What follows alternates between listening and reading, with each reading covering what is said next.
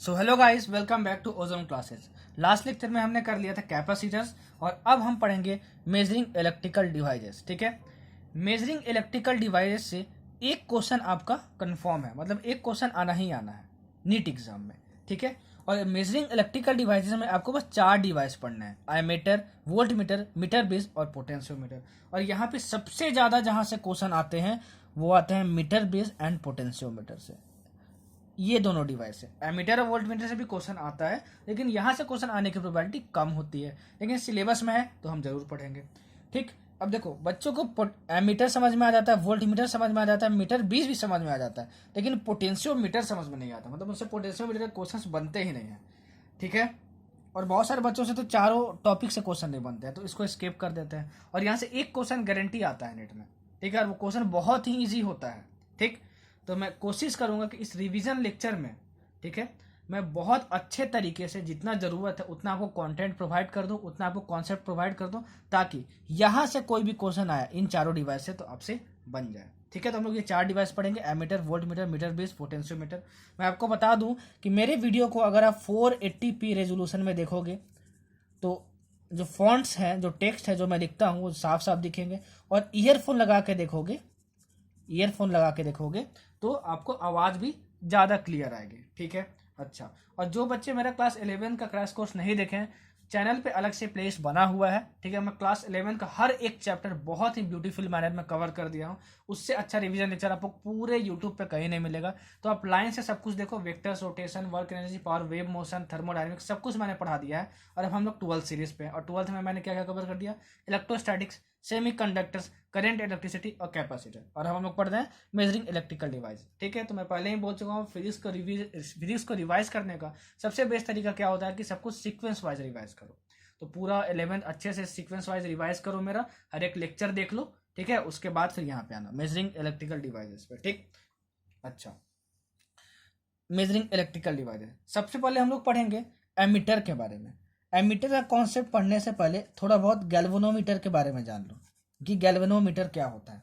देखो, एक डिवाइस है, ठीक है, एक डिवाइस है, मतलब एक मशीन है जो कि स्ट्रेंथ ऑफ करंट मेजर करती है। स्ट्रेंथ ऑफ करंट मेजर करती है। करंट कितनी ज़्यादा फ्लो हो रही है, उसकी वैल्यू क्या है, वो गैल्वेनोमीटर नहीं बताता है। ठीक है, बस वो ये बताता है कि कितनी ज़्यादा करंट फ्लो हो रही है, कम हो रही है कि ज़्यादा हो रही है, या ऐसे करके। तो वो कैसे बताएगा सर? मतलब गैल्वेनोमीटर, मतलब सर हम समझ गया कि गैल्वेनोमीटर क्या होता है कि एक डिवाइस होता है जो स्ट्रेंथ ऑफ करंट मेजर करता है। गैल्वेनोमीटर को हम लोग ऐसे डिनोट करते हैं, देखो ये साइन होता है गैल्वेनोमीटर का, ऐसे। ठीक है, ये गैल्वेनोमीटर का साइन होता है। ठीक है, होता क्या है कि यहाँ पे देखो जीरो रीडिंग होती है, यहाँ पे जीरो रीडिंग होती है। अगर इसका निडल यहाँ जीरो रीडिंग पे है, मतलब गैल्वेनोमीटर जो है वो नो डिफ्लेक्शन शो कर रहा है। कि क्या शो कर रहा है? नो डिफ्लेक्शन शो कर रहा है। नो डिफ्लेक्शन को हम लोग क्या बोलते हैं? Zero deflection. क्यों? क्योंकि ये जीरो मार्क पे है। और जीरो को ही दूसरा नाम दिया गया है नल। क्या? नल। या फिर इसको बोलते हैं हम लोग नल डिफ्लेक्शन।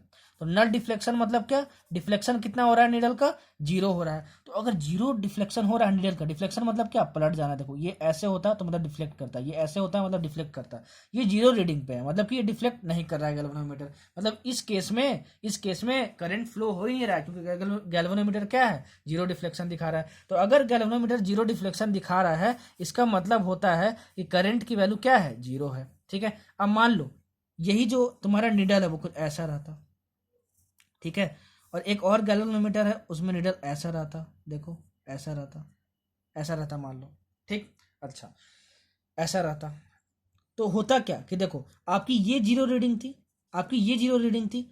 किस केस में निडल ज़्यादा डिफ्लेक्ट किया है? देखो इस केस में डिफ्लेक्ट किया है ज़्यादा। देखो ये अमाउंट डिफ्लेक्ट कर दिया है, यहाँ पहले निडल था इतना कर दिया, और इसमें कितना किया? इतना किया है। तो बताओ स्ट्रेंथ ऑफ करंट किस में ज़्यादा होगा? स्ट्रेंथ ऑफ करंट इस केस में ज़्यादा होगा, इस केस में ज़्यादा होगा। तो गैल्वेनोमीटर एक डिवाइस होता है जो कि स्ट्रेंथ ऑफ करंट मेजर करता है। ठीक है ना, मतलब करंट कितनी ज़्यादा फ्लो हो रही है वो मेजर करता है। ठीक सर, तो जानना क्या है मेरे को नीट पॉइंट ऑफ व्यू से? जानना बस इतना ही है कि गैल्वेनोमीटर एक डिवाइस का नाम होता है जो कि स्ट्रेंथ ऑफ करंट मेजर करता है। ठीक है, अगर नो डिफ्लेक्शन, जीरो डिफ्लेक्शन या नन डिफ्लेक्शन गैल्वेनोमीटर दिखा रहा है, इसका मतलब क्या कि I is equal to zero current flow हो रहा है, मतलब कि करंट की वैल्यू जीरो है। अगर galvanometer no deflection, zero deflection या फिर नट डिफ्लेक्शन शो कर रहा है तो तीनों का मीनिंग सेम ही होता है। ठीक, अच्छा अब दूसरा देखो संट। संट क्या होता है? करंट इलेक्ट्रिसिटी में मैंने बताया था एक वर्ड रेजिस्टेंस। क्या बताया था? रेजिस्टेंस। जब इस रेजिस्टेंस की वैल्यू लो हो जाती है, ठीक है, तो हम लोग उसको बोलते हैं संट। क्या बोलते हैं? संट। मतलब बोलोगे सर मतलब फालतू के लिए डराया है क्या संट बोलकर? मैं बोलूंगा हाँ, फालतू का आपको डरा दिया है संट बोलकर, ठीक है ना। मतलब कि अगर एक सिर्फ लो रेजिस्टेंस हो, एक रेजिस्टर है आपके पास जिसका लो रेजिस्टेंस है, तो उसको हम लोग क्या बोल देंगे? संट बोल देंगे। क्या बोल देंगे हम लोग? संट बोल देंगे। मतलब ऐसा एक रेजिस्टर जिसका रेजिस्टेंस लो हो, उसका दूसरा नाम क्या है? संट है। अरे भाई जैसे तुम्हारा नाम क्या है? तुम्हारा नाम है मान लो समीर और घर पे तुमको बोलते हैं गोलू, ठीक है, तो तुम्हारा ही तो नाम है। घर पे बोल दिया तो गोलू, स्कूल में बोल दिया तो समीर। वैसे ही लो रेजिस्टेंस को ही संट बोलते हैं। मतलब लो रेजिस्टेंस इसका पहला नाम हुआ, दूसरा नाम क्या हुआ? संट हुआ। तो समझ जाना संट, घबरा मत जाना, बाप रे पता नहीं क्या दिया हुआ है संट सर, मत घबराना। संट मतलब क्या होता है? लो रेजिस्टेंस वैल्यू, ठीक है। अच्छा, ये हम समझ गए। अब अगर इस गैल्वेनोमीटर के पैरेलल में आप संट लगा दो तो ये एमीटर में कन्वर्ट हो जाता है। ये एमीटर में कन्वर्ट हो जाता है। मतलब अब हम लोग पहुंच गए कौन से टॉपिक में? एमीटर वाले टॉपिक में पहुंच गए। किस में पहुंच गए? एमीटर वाले टॉपिक में पहुंच गए। देखो दूसरे स्लाइड में हम लोग देखते हैं एमीटर। एमीटर क्या होता है? पहले डिवाइस में हम लोग पहुंच गए। ठीक, सर ने क्या बोला कि आपके पास एक गैल्वेनोमीटर है। क्या है? गैल्वेनोमीटर है। इसको ऐसे भी नोट करते हैं। देखो एक सर्किल बना दिए और जी लिख दिए यहाँ पे, ठीक है ना। मतलब क्या जी से मतलब क्या? गैल्वेनोमीटर होता है। सब नोट्स बना के लिख लेना। बार बार बोलता हूँ, जो बोलता हूँ जो लिखता हूँ उसके बेसिस पे नोट्स बना लिए, उतना रिवाइज करके चल गए और बस प्रीवियस ईयर बना के चले गए तो 120 प्लस एटलीस्ट लाओगे, कम से कम लाओगे नीट एग्जाम में, अगर आप टाइम मैनेज कर पाए तो। ठीक है, हो सकता है कि आपको 45 में 40 क्वेश्चन बन रहे हो, लेकिन अगर लास्ट में टाइम ही नहीं मैनेज कर पाए तो फिर कोई फायदा नहीं। तो टाइम का भी ध्यान रखना। और टाइम कैसे इंप्रूव होगा? ज़्यादा से ज़्यादा क्वेश्चन बनाओ और ज़्यादा से ज़्यादा टेस्ट दो, ठीक है ना। मॉक टेस्ट देते रहो, ये नहीं कि सब पढ़ेंगे तब टेस्ट देंगे। जितना आता है उसके बेसिस पे मॉक टेस्ट देते रहो, ठीक है। चलो, तो जितना आपको बोल रहा हूँ उतना आप पढ़ाई कर लो। पूरा जो बोल रहा हूँ, जो लिख रहा हूँ, ठीक है, उसके बेसिस पे नोट्स बनाओ, प्रीवियस ईयर पूरा बना लो। नीट में जाओगे तो कम से कम 120 प्लस लाओगे, मतलब 120 प्लस लाओगे 180 में से, ठीक है।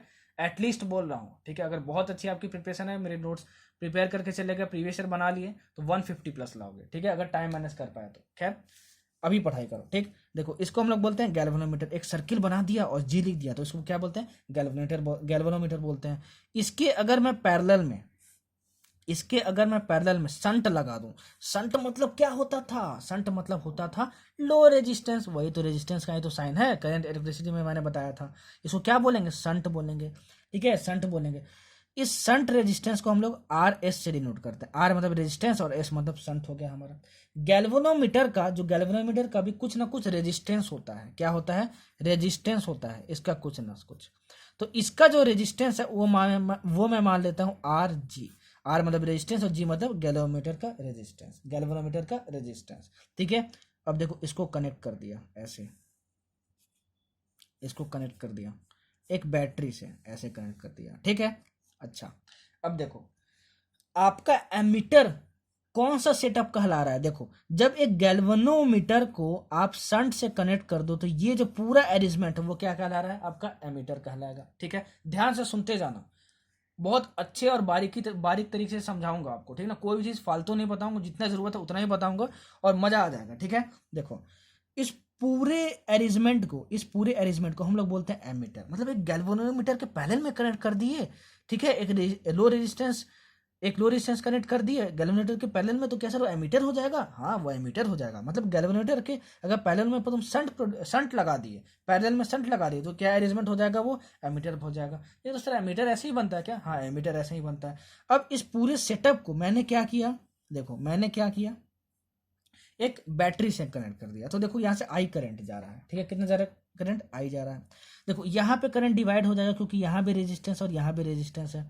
तो इसमें जो करंट जा रहा है उसको हम लोग मान लेते हैं आई जी, और इसमें जो हम लोग करंट जा रहा है उसको मान लेते हैं आई एस। एस से शंट, मतलब देखो ये करंट शंट में जा रहा है ना, मतलब इस रेजिस्टेंस में जा रहा है ना, और जी से मतलब गैल्वेनोमीटर, मतलब ये करंट देखो किस में जा रहा है, गैल्वेनोमीटर में जा रहा है। ठीक है, ये हम मान लिए।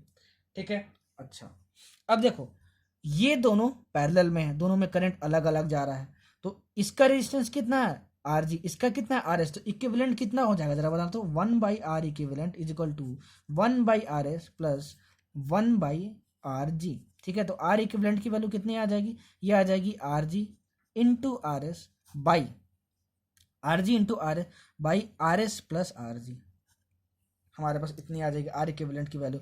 और ये आर इक्विवेलेंट क्या है, एमीटर का effective resistance, effective resistance of ammeter, effective resistance of ammeter. क्यों, क्योंकि ये देखो ये पूरा सेटअप जो था गैल्वेनोमीटर में, जब शंट पैरेलल में हम कनेक्ट कर दे रहे थे वही तो कहला रहा था एमीटर, तो इसको हम लोग क्या बोलते हैं, इफेक्टिव रेजिस्टेंस ऑफ एमीटर। ठीक है, तो देखो मैंने निकालना सिखा दिया, कुछ नहीं है, बस करंट इलेक्ट्रिसिटी ही है। अब बस नाम से घबरा जाए तो बाप रे बाप एमीटर। ठीक है, तो घबराना नहीं है यार। ठीक, अब देखो अगर मैं इस शंट का रेजिस्टेंस फाइंड करना चाहूँ, मतलब कि आर एस की वैल्यू कितनी होगी वो मैं फाइंड करना चाहूँ, तो कैसे करूँगा, देखो अगर इस जंक्शन पे मैं किरचॉफ फर्स्ट लॉ लगाऊं तो मैं क्या लिख सकता हूँ, इस जंक्शन पे जो करंट आ रहा है I is equal to I G plus I S, current electricity में मैंने बताया है। ठीक है, नहीं आता है तो वो लेक्चर जाके देखो मेरा। तो ये कितना आ गया, आई एस की वैल्यू कितनी आ गई आपके पास, आई माइनस आई जी आ गई, आई माइनस आई जी आ गई। अब ये वाला रजिस्टर और ये वाला रजिस्टर, मतलब ये रेजिस्टेंस और ये रेजिस्टेंस दोनों पैरेलल में है, तो वो सर ने बताया था करंट इलेक्ट्रिसिटी में कि अगर अगर अगर दो रेजिस्टेंस पैरेलल में हो तो दोनों के बीच में पोटेंशियल डिफरेंस सेम होता है। क्या होता है, पोटेंशियल डिफरेंस सेम होता है। तो इसके क्रॉस में पोटेंशियल डिफरेंस कितना होगा, ओम्स लॉ क्या बोलता है कि potential difference across resistance is equal to I into R, I into R. तो ये कितना हुआ, इसमें कितना करंट जा रहा है, आई जी इंटू कितना आर, इसका रेजिस्टेंस आर जी, ये आपका पोटेंशियल डिफरेंस हुआ V is equal to I R से। ठीक है, इज इक्वल टू ये इसके पोटेंशियल डिफरेंस के इक्वल होना चाहिए, क्यों, क्योंकि दोनों पैरेलल में, और पैरेलल में पोटेंशियल डिफरेंस अक्रॉस इस रजिस्टर इज सेम। ठीक है, तो ये इसमें करंट कितना जा रहा है, आई एस जा रहा है, और आई एस की वैल्यू कितनी है, आई minus I ji, I minus I G into कितना आर एस। ठीक है, तो यहाँ से हमारे पास जो आर एस की वैल्यू है वो कितनी आ गई, देखो I G into R G, I G into R G by I minus I G, कितनी आ गई, I G into R G by I minus I G. बहुत इंपॉर्टेंट है, बहुत इंपॉर्टेंट है, यहाँ से डायरेक्ट क्वेश्चन आता है। लेकिन अगर ये फॉर्मूला भूल गए तो देखो कितना आसान है डिराइव करना। नहीं समझ में आया, नहीं समझ में आया तो दोबारा रिप्ले करके देखो, 4 बार देखो, 5 बार देखो, समझ में जरूर आएगा। लेकिन मैं एक्सपेक्ट कर रहा हूँ कि आप मेरे से पढ़ रहे हो तो पहली बार में आपको समझ में आ जा रहा होगा, क्योंकि रिवीजन लेक्चर है, तब भी डायरेक्ट फॉर्मूले नहीं बता रहा हूँ, अच्छे से एक्सप्लेन कर रहा हूँ। ठीक है, तो ये हो गई शंट रेजिस्टेंस। क्या हो गया, ये शंट रेजिस्टेंस। शंट का रेजिस्टेंस कितना है उसकी वैल्यू हो गई। आई जी क्या है, आई जी देखो, आई जी इसमें जा रहा है, मतलब गैल्वेनोमीटर से जितना करंट फ्लो हो रहा है। आई क्या है, total current drawn from cell this battery, वो आई है। ठीक है, और आई जी क्या है वो तो मैं बता ही चुका। आर जी क्या है, रेजिस्टेंस ऑफ गैल्वेनोमीटर। ठीक है, आर जी क्या है, ये गैल्वेनोमीटर था उसका रेजिस्टेंस। ठीक है, अच्छा अब देखो इस आई को कभी कभी क्वेश्चन में हम लोग बोलते हैं रेंज ऑफ एमीटर। क्या, रेंज ऑफ एमीटर। ठीक है, मतलब आपको क्वेश्चन में एक वर्ड यूज किया होगा एमीटर रेंज। ठीक है, क्या यूज किया होगा, एमीटर रेंज। ठीक है, और एमीटर रेंज की वैल्यू मान लो दी रहेगी 0.75 वोल्ट, ये दी रहेगी, तो समझ जाना कि आई की वैल्यू गिवन है, तो समझ जाना कि आई की वैल्यू गिवन है।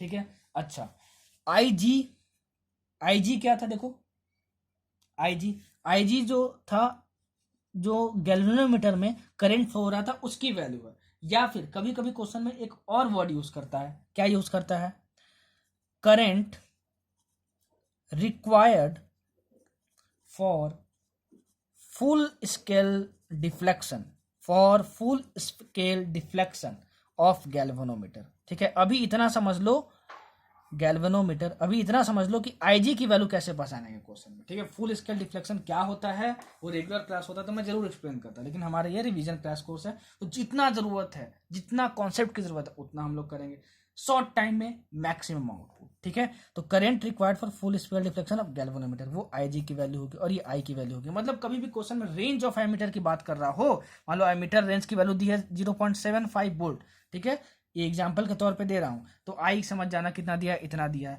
मान लो दिया और current required for full scale deflection of galvanometer, तो समझ जाना आई जी का दिया हुआ है, और आर एस आपसे डायरेक्ट पूछेगा तो बस निकाल लेना यहाँ से। समझ में आया?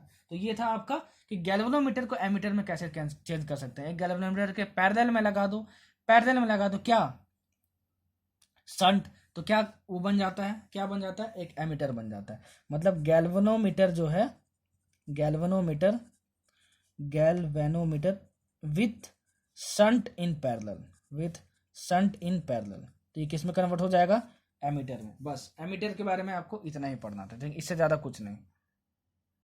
ठीक है, चलो हम लोग आगे बढ़ते हैं, और हम लोग ये समझिए कि एमीटर क्या होता है। अब हम लोग पढ़ेंगे वोल्ट मीटर। ठीक है, क्या पढ़ेंगे, वोल्ट मीटर। हाँ, ये तो मैंने बताया नहीं कि एमीटर करता क्या है। एमीटर क्या करता है, करंट मेजर करता है। क्या करता है, it measures current, it measures current in ampere.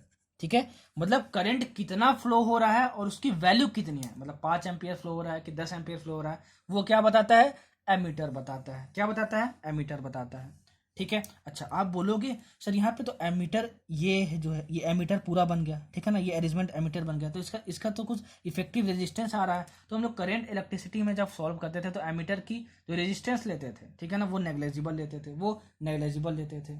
ठीक है, तो याद रखना कि resistance of ideal ammeter, resistance of ideal ammeter, resistance of ideal ammeter is zero. क्या होता है, जीरो होता है। ठीक है, मतलब क्वेश्चन में कभी भी आइडियल वर्ड यूज कर देना, आइडियल, और आइडियल एमीटर लिख दे तो समझ जाना कि उसकी जो रेजिस्टेंस होती है वो कितनी होती है, जीरो होती है। ठीक है ना, क्या होती है, जीरो होती है। और आइडियल वर्ड ना यूज किया हो तो एमीटर कैसे बनता है, ऐसे बनता है, और उसका इफेक्टिव रेजिस्टेंस कितना आता है, इतना आता है। देखो बेसिक से मैंने बताया कि कैसे निकालेंगे। ठीक है ना, चलो अब हम लोग बढ़ेंगे वोल्ट मीटर पे।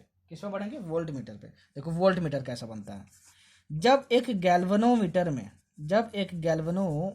में जब हम लोग शंट को सीरीज में कनेक्ट कर देते हैं तो हम लोग गैल्वेनोमीटर मिल जाता है। मतलब सर देखो गैल्वेनोमीटर कैसे बनाते थे, ऐसे बनाते थे। शंट मतलब क्या होता था, एक लो रेजिस्टेंस, इसको हम लोग बोल देते हैं आर। ठीक है, क्या बोलते थे, आर। ये हमारा क्या हो गया, शंट हो गया। ठीक है ना, ये आर एस, इसको लिख लो। ठीक है, अच्छा ये पॉइंट ए हो गया और ये पॉइंट बी हो गया। ठीक है, अच्छा इसको आप एक बैटरी से कनेक्ट कर दिए। क्या कर दिए, बैटरी से कनेक्ट कर दिए। तो देखो इस गैल्वेनोमीटर के साथ में अगर सीरीज में शंट आप जोड़ दिए तो ये जो पूरा अरेंजमेंट है वो क्या कहलाता है, वो क्या कहलाता है, वोल्ट मीटर। क्या कहलाता है, वोल्ट मीटर। क्या कहलाता है, वोल्ट मीटर। ठीक है, अच्छा यहाँ पे देखो अगर ये जो बैटरी है वो आई करंट इसमें दे रहा है तो आई करंट इसमें भी जाएगा और इसमें भी जाएगा, दोनों सीरीज में है। ठीक है, तो इक्विवेलेंट रेजिस्टेंस कितना होगा, इक्विवेलेंट रेजिस्टेंस कितना होगा। ठीक है, गैल्वेनोमीटर का जो रेजिस्टेंस है वो आर जी मान लो, तो इक्विवेलेंट रेजिस्टेंस हो जाएगा R G plus R S. क्या हो जाएगा, R G plus R S हो जाएगा। ठीक है, मतलब कि जो करंट फ्लो हो रहा है इस आई की वैल्यू कितनी हो जाएगी, वी। ठीक है, ये वी। ठीक है, बैटरी का जो भी ईएमएफ है वी बाई कितना, R G plus R S, R G plus R S, इतना होगा हमारे पास। ठीक है, तो R G plus R S की वैल्यू कितनी हो गई, R G plus R S की वैल्यू हो गई वी माइनस आई। कितनी हो गई, सॉरी वी बाई आई। ठीक है, कितनी हो गई, वी बाई आई। मतलब कि जो आर एस की वैल्यू है शंट रेजिस्टेंस उसकी वैल्यू कितनी आ गई, वी बाई आई माइनस जी। कितनी, वी बाई आई माइनस जी। इसमें आई क्या है, ध्यान देना, आई क्या है, जो गैल्वेनोमीटर और शंट से दोनों जो करंट फ्लो हो रहा है वो आई है। ठीक है ना, मतलब आई को आप आई जी भी लिख सकते हो। आई जी मतलब क्या, करंट थ्रू गैल्वेनोमीटर। ठीक है, क्योंकि यही करंट तो गैल्वेनोमीटर में जाएगा। ठीक है ना, तो ये फॉर्मूला आप डायरेक्ट चाहो तो याद रख सकते हो। सर ये आपने जी क्या लिख दिया, सर आपने ये जी क्या लिख दिया, अरे इस आर जी को ही मैंने जी लिखा है, इस आर जी को ही मैंने जी लिया है। ठीक है ना, आप चाहो तो इसको आप ऐसे लिख लो आर जी। ठीक है, ज़्यादा सही रहेगा, R S equal to V by I minus R G. ठीक है, तो आप यहाँ पे शंट रेजिस्टेंस निकाल सकते हो। तो देखो कैसे निकालेंगे वो मैंने बता दिया। ठीक है, कैसे निकालेंगे वो मैंने बता दिया आपको। अच्छा, अगर आपको वोल्ट मीटर रेंज दिया हो, अगर आपको वोल्ट मीटर रेंज दिया हो क्वेश्चन में, ठीक है ना, तो समझ जाना कि किसकी वैल्यू दी है, वी की वैल्यू दी है। किसकी वैल्यू दी है, वी की वैल्यू दी है। याद रखना कंफ्यूज मत होना। एमीटर रेंज अगर आपको दिया हो, एमीटर रेंज दिया हो, तो उस वाले इक्वेशन में हमको क्या मिल जाती थी, आई की वैल्यू मिल जाती थी। अगर वोल्ट मीटर रेंज दिया हो तो हमको वी की वैल्यू मिल जाएगी। आई को हम लोग क्या बोलते हैं, आई जी भी बोलते हैं, क्योंकि यही करंट हमारे पास गैल्वेनोमीटर में भी जाएगा, तो हम आई जी भी इसको बोल सकते हैं। ठीक है, तो आई जी दिया हो तो समझ जाना कि इसी क्वेश्चन में आई दिया हुआ है। वी कैसे पहचानेंगे, वोल्ट मीटर रेंज जितना भी दिया हो वो वी हो जाएगा। ठीक है, तो ऐसे गैल्वेनोमीटर हो गया हमारा और एमीटर हो गया। ठीक है, गैल्वेनोमीटर हो गया हमारा और एमीटर हो गया।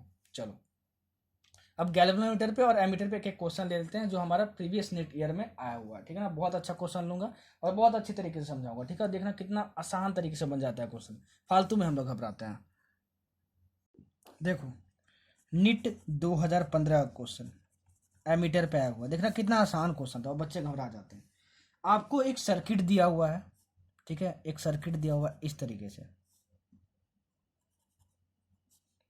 ऐसे, ठीक है, ऐसे दिया सर्किट, और ये 30 वोल्ट से कनेक्टेड है, 30 वोल्ट। ठीक है, अच्छा, और इसकी वैल्यू दी है 480 ओम और इसकी वैल्यू दी है आपके पास 20 ओम। ठीक है, और ये 30 वोल्ट हो गया और ये हमारे पास है 40.8 ओम, 40.8 ओम। ठीक है, तो आपको रीडिंग इन एमीटर बताना है। मैं पहले ही बोल चुका हूँ अपने हर लेक्चर में कि अगर मैं जब भी क्वेश्चन करवाता हूँ प्रीवियस ईयर का, तो क्वेश्चन बैंक खोल के रखना और क्वेश्चन बैंक में एग्जैक्ट क्वेश्चन पढ़ना कि क्या दिया हुआ था, तब इस क्वेश्चन को देखना। ठीक है, अगर आपके पास ऑफलाइन नहीं है, ठीक है, तो इंटरनेट पे अवेलेबल है पीडीएफ मोड में प्रीवियस ईयर क्वेश्चन बैंक, वहां से आप डाउनलोड कर लो। ठीक है, लेकिन क्वेश्चन बैंक खोलना, देखना पहले क्वेश्चन को, क्वेश्चन पढ़ना कि क्वेश्चन क्या पूछा है, सर कैसे अप्रोच कर रहे हैं और कैसे डायग्राम बना रहे हैं, तब क्वेश्चन आप बनाओगे इस तरीके से तो आपको ज़्यादा फायदा होगा। ठीक है, तो क्वेश्चन बैंक खोल के रखना, क्वेश्चन बैंक खोल के रखना।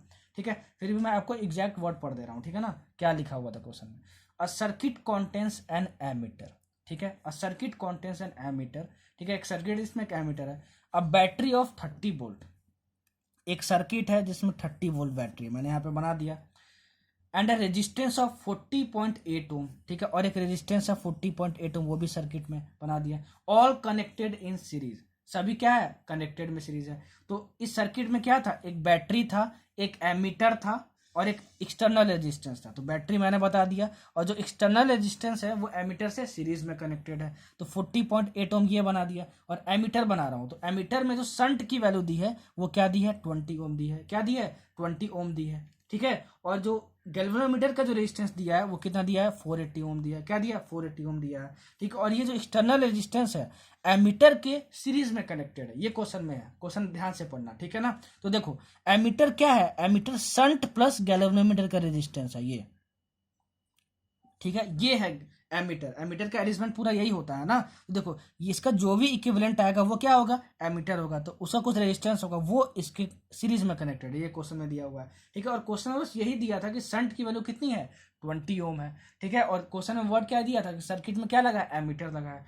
तो इस शंट को सीरीज में मत लगा देना, क्यों, क्योंकि एमीटर में सर ने बताया था कि शंट को पैरेलल में कनेक्ट करते हैं, इसलिए मैंने शंट जो 20 ओम दिया था उसको पैरेलल में कनेक्ट कर दिया। क्वेश्चन बैंक खोल के रखना, एग्जैक्ट क्वेश्चन पढ़ना क्या लिखा हुआ है। ठीक है, तो ये आपको सर्किट मिल गया। ठीक है, तो आपसे क्या पूछा था, reading in ammeter, reading in ammeter. Ammeter क्या है, ये पूरा का अरेंजमेंट है, ये पूरे का अरेंजमेंट है। देखो यहां से आई करंट जाएगा, आई करंट इसमें भी जाएगा, ठीक है, और आई करंट इसमें भी घुसेगा। ठीक है, इसमें भी घुसेगा कि नहीं घुसेगा, अरे यही तो एमीटर होगा आपका पूरा पूरा अरेंजमेंट। ठीक है, तो ये जो आपका पूरा अरेंजमेंट है उसमें कितना करंट जा रहा है टोटल, आई, मतलब तुमको आई की वैल्यू फाइंड करनी है, आई की वैल्यू फाइंड करनी है। ठीक है, तो देखो ये दोनों पैरेलल में है। ठीक है, तो आपको इसका रेजिस्टेंस कितना मिल जाएगा, इक्विवेलेंट, मतलब ये पूरा एमीटर है, तो इफेक्टिव रेजिस्टेंस कितना मिल जाएगा जरा बताना, तो वो हो जाएगा इफेक्टिव रेजिस्टेंस ऑफ एमीटर। मैंने फॉर्मूला बताया था, फॉर्मूला नहीं आता है तो बस डायरेक्ट पैरेलल का क्या लगा लो, फॉर्मूला लगा लो। ठीक है, तो ये कितना हो जाएगा, 480 इंटू 20 बाई 480 प्लस 20। ये मैं कैसे लिखा हूँ, मेरा एमीटर वाला स्लाइड देख लो, इसका मैं रेजिस्टेंस फाइंड कर रहा हूँ। तो 1/480 plus 1/20 is equal to 1/R equivalent. तो ये तुम्हारे पास सॉल्व करोगे तो 480 इंटू 20 बाई 480 प्लस 20, तो ये अप्रॉक्सीमेटली 19.2 ओम आ जाएगा। ठीक है, अब ये जो एमीटर है वो इससे सीरीज में कनेक्टेड है, तो इन दोनों का जो सीरीज है उसका इक्विवेलेंट क्या हो जाएगा। ठीक है, तो उसका इक्विवेलेंट हो जाएगा हमारे पास दिस 19.2 प्लस 40.8, तो आपके पास कितना हो जाएगा, 40.8 प्लस 19.2। ठीक है, ठीक है, ठीक है, ठीक है, तो ये इसकी वैल्यू हमारे पास कितनी आ जाएगी, इसकी वैल्यू हमारे पास आ जाएगी 40, और ये 241 60 आ जाएगी। कितनी आ जाएगी? 60 ओम आ जाएगी। ठीक है, मतलब ये जो पूरा सर्किट है, जो पूरा सर्किट है हमारा कैसा दिखने लगेगा जरा बताना। तो यहाँ पे एक रजिस्टर है जिसकी वैल्यू है 60 ओम और ये 30 वोल्ट है बैटरी, और ये करंट जा रहा है आई, और यही करंट तो हमको फाइंड करना था, इनिशियली मैंने एक्सप्लेन किया है। तो आई इज इक्वल टू क्या हो जाएगा? V by R. मतलब आई की वैल्यू कितनी आ गई हमारे पास? आई की वैल्यू हमारे पास आ गई 30/60। कितनी आ गई? 30/60। ये कैंसिल हो गया तो कितनी आ गई वैल्यू? 3/6 मतलब 0.5 एम्पियर। 3/6 मतलब 1/2 हो गया, और ये मतलब 1/2 मतलब कितना हो गया? 0.5 एम्पियर। कितना हो गया? 0.5 एम्पियर। और यही आपको टिक मारना। देखो इतना आसान आता है सर, हाँ इतना ही आसान आता है। ठीक है, हर चीज को मैंने जितने बारीकी से एक्सप्लेन किया उतने बारीकी से आप उसको देख लोगे, सुन लोगे, एक्टिव होकर और नोट्स बना लोगे और डेली बेसिस पे रिवाइज कर लोगे तो बस बन जाएगा आपसे। फिजिक्स बहुत ईजी है यार, बहुत ईजी है। अगर आपको फिजिक्स टफ लगती है ना तो अभी तक आपने सही टीचर से पढ़ा नहीं है फिजिक्स। ठीक है, सही टीचर से पढ़ा नहीं है फिजिक्स। ठीक है, नहीं तो यार फिजिक्स बहुत ईजी है, मतलब फिजिक्स उतना टफ नहीं है। फिजिक्स आप देखोगे तो मजा भी आएगा आपको पढ़ने में। ठीक, चलो तो ये हमारा हो गया एमीटर पे क्वेश्चन। एक क्वेश्चन मैं लेता हूँ वोल्ट मीटर पे जो नीट में आया हुआ है। ठीक, चलो उस क्वेश्चन को देखते हैं। किस ईयर में आया यार मुझे तो नहीं याद आ रहा है कि नीट का क्वेश्चन था कि एम्स का क्वेश्चन था, लेकिन वोल्ट मीटर पे क्वेश्चन था। तो आपके सिलेबस में है तो मैं आपको क्वेश्चन बता देता हूँ क्वेश्चन क्या है। ठीक है, देखो क्वेश्चन क्या था। एक गैल्वेनोमीटर है, गैल्वेनोमीटर के अंदर क्वाइल होता है। ठीक है ना, उस क्वाइल का जो रेजिस्टेंस है वो क्वेश्चन में आपको गिवन है। ठीक है, 12 ओम। और ये जो गैल्वेनोमीटर जो है वो फुल स्केल डिफ्लेक्शन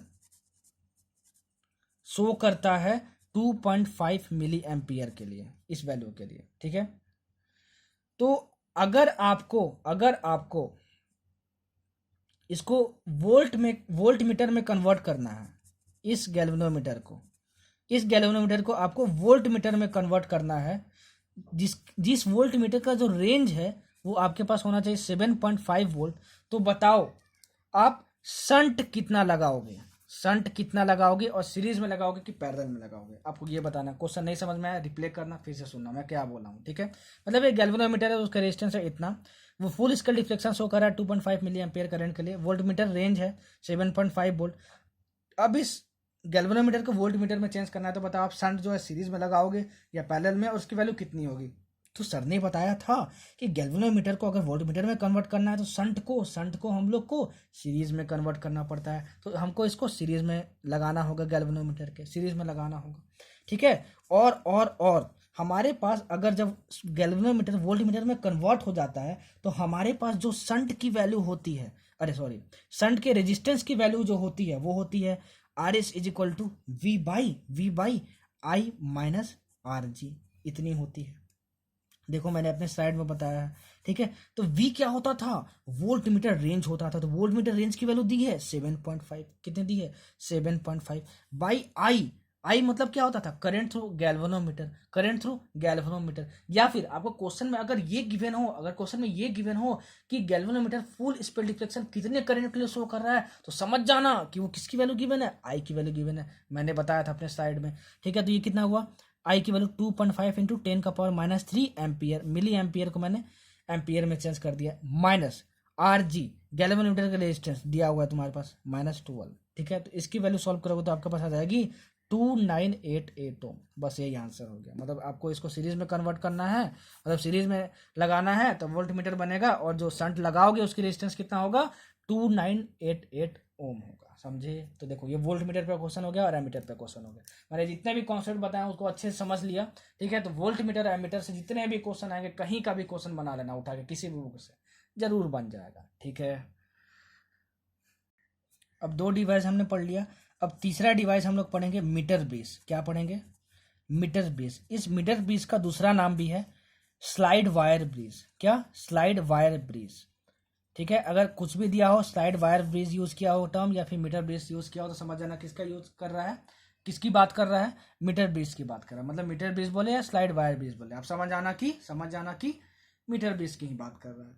ठीक है, अब इस मीटर ब्रिज समझने से पहले आपको एक और कॉन्सेप्ट सीखना होगा, व्हीट स्टोन ब्रिज का।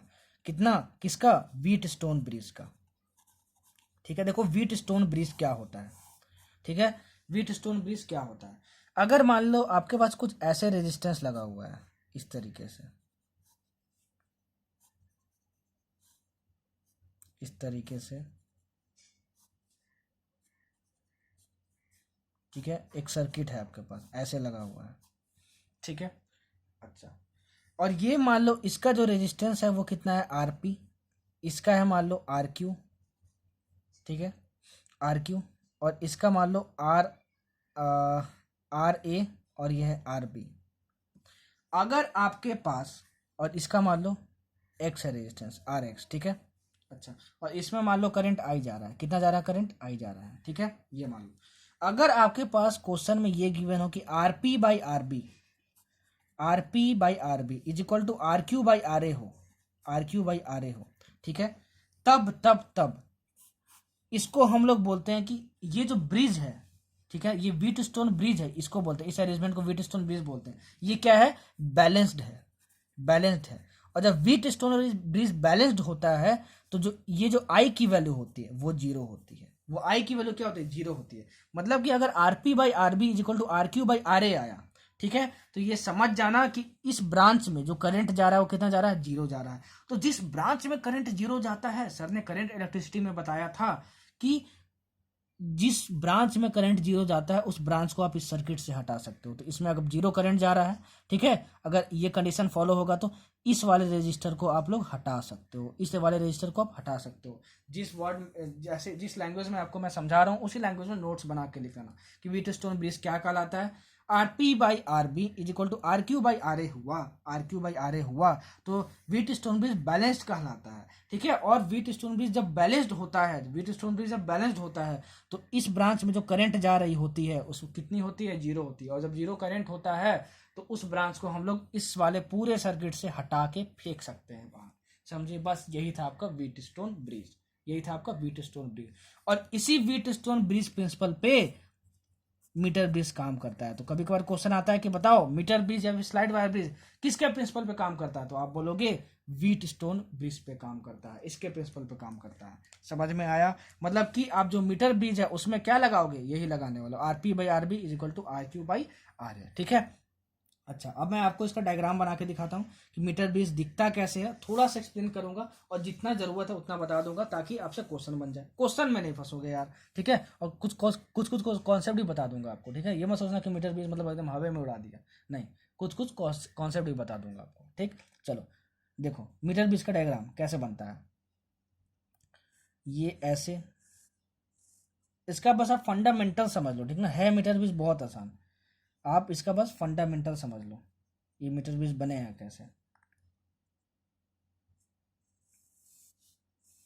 ये हुआ,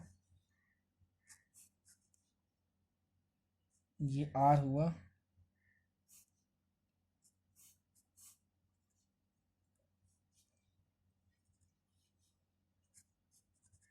ये एस हुआ, ठीक है, और ये ऐसे।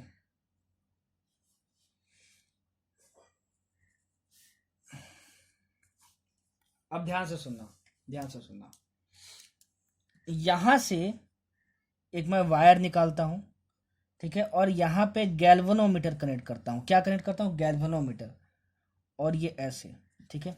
ध्यान से सुनना, इस पूरे पार्ट को हम लोग जॉकी बोलते हैं, क्या बोलते हैं, जॉकी बोलते हैं। जितने कॉन्सेप्ट की जरूरत है सब कुछ बताऊंगा, कुछ भी छोड़ूंगा नहीं, भले रिवीजन लेक्चर है, ठीक है। यार रेगुलर क्लासेस होते ना, कसम से यार जितने भी मेरे स्टूडेंट हैं ना सबको फिजिक्स से प्यार हो जाता है, और प्यार होने के बाद पता है ना क्या होता है कि फिर छोड़ना मुश्किल होता है। तो यार दिन भर आप फिजिक्स ही पढ़ते रहते हैं, इतने बेहतरीन तरीके से आपको फिजिक्स पढ़ाता और फिजिक्स दिखाता ना, मैं आपको लगता कि एकदम खेल रहे हो ये रेगुलर क्लासेस में।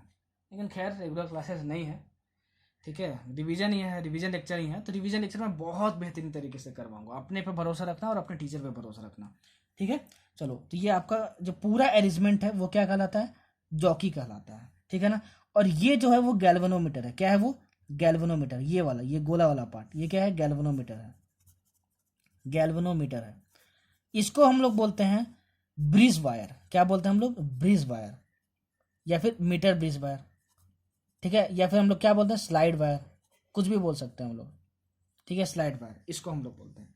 अच्छा, ये जो है हमारे पास, ये रेजिस्टेंस है आर, ठीक है, और ये जो है हमारे पास ये भी रेजिस्टेंस है। इस रेजिस्टेंस की वैल्यू हमें पता होती है, इसलिए हम लोग बोलते हैं इसको नोन रेजिस्टेंस। नोन मतलब पता होना। और इसकी वैल्यू हमको पता नहीं होती है, इसकी वैल्यू हमको पता नहीं होती है, तो इसलिए हम लोग इसको बोलते हैं अननोन रेजिस्टेंस। इसी अननोन रेजिस्टेंस की वैल्यू हम लोग फाइंड करते हैं मीटर ब्रिज से। मतलब मीटर ब्रिज किसके काम में आता है?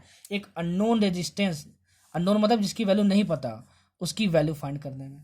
ठीक है, ये हमारे पास मीटर ब्रिज वायर होता है। देखो आप इसका एक्सपेरिमेंट किया होगा क्लास 12th में, नहीं किया तो कोई बात नहीं। ठीक है, ये सब क्या है सर? अरे मत समझो ये सब, ठीक है, ये समझ जाओ बस। यहाँ पे आर एक रजिस्टर है, एक एस अननोन रजिस्टर है, इसकी वैल्यू आपको पता रहती है और इसकी वैल्यू आपको नहीं पता होती। देखो यहाँ पे जॉकी होता है और ये वायर होता है, इस वायर का कुछ ना कुछ रेजिस्टेंस होता है, और ये जो वायर है वो यूनिफॉर्म क्रॉस सेक्शन का होता है, यूनिफॉर्म एरिया का होता है, मतलब एरिया कांस्टेंट है।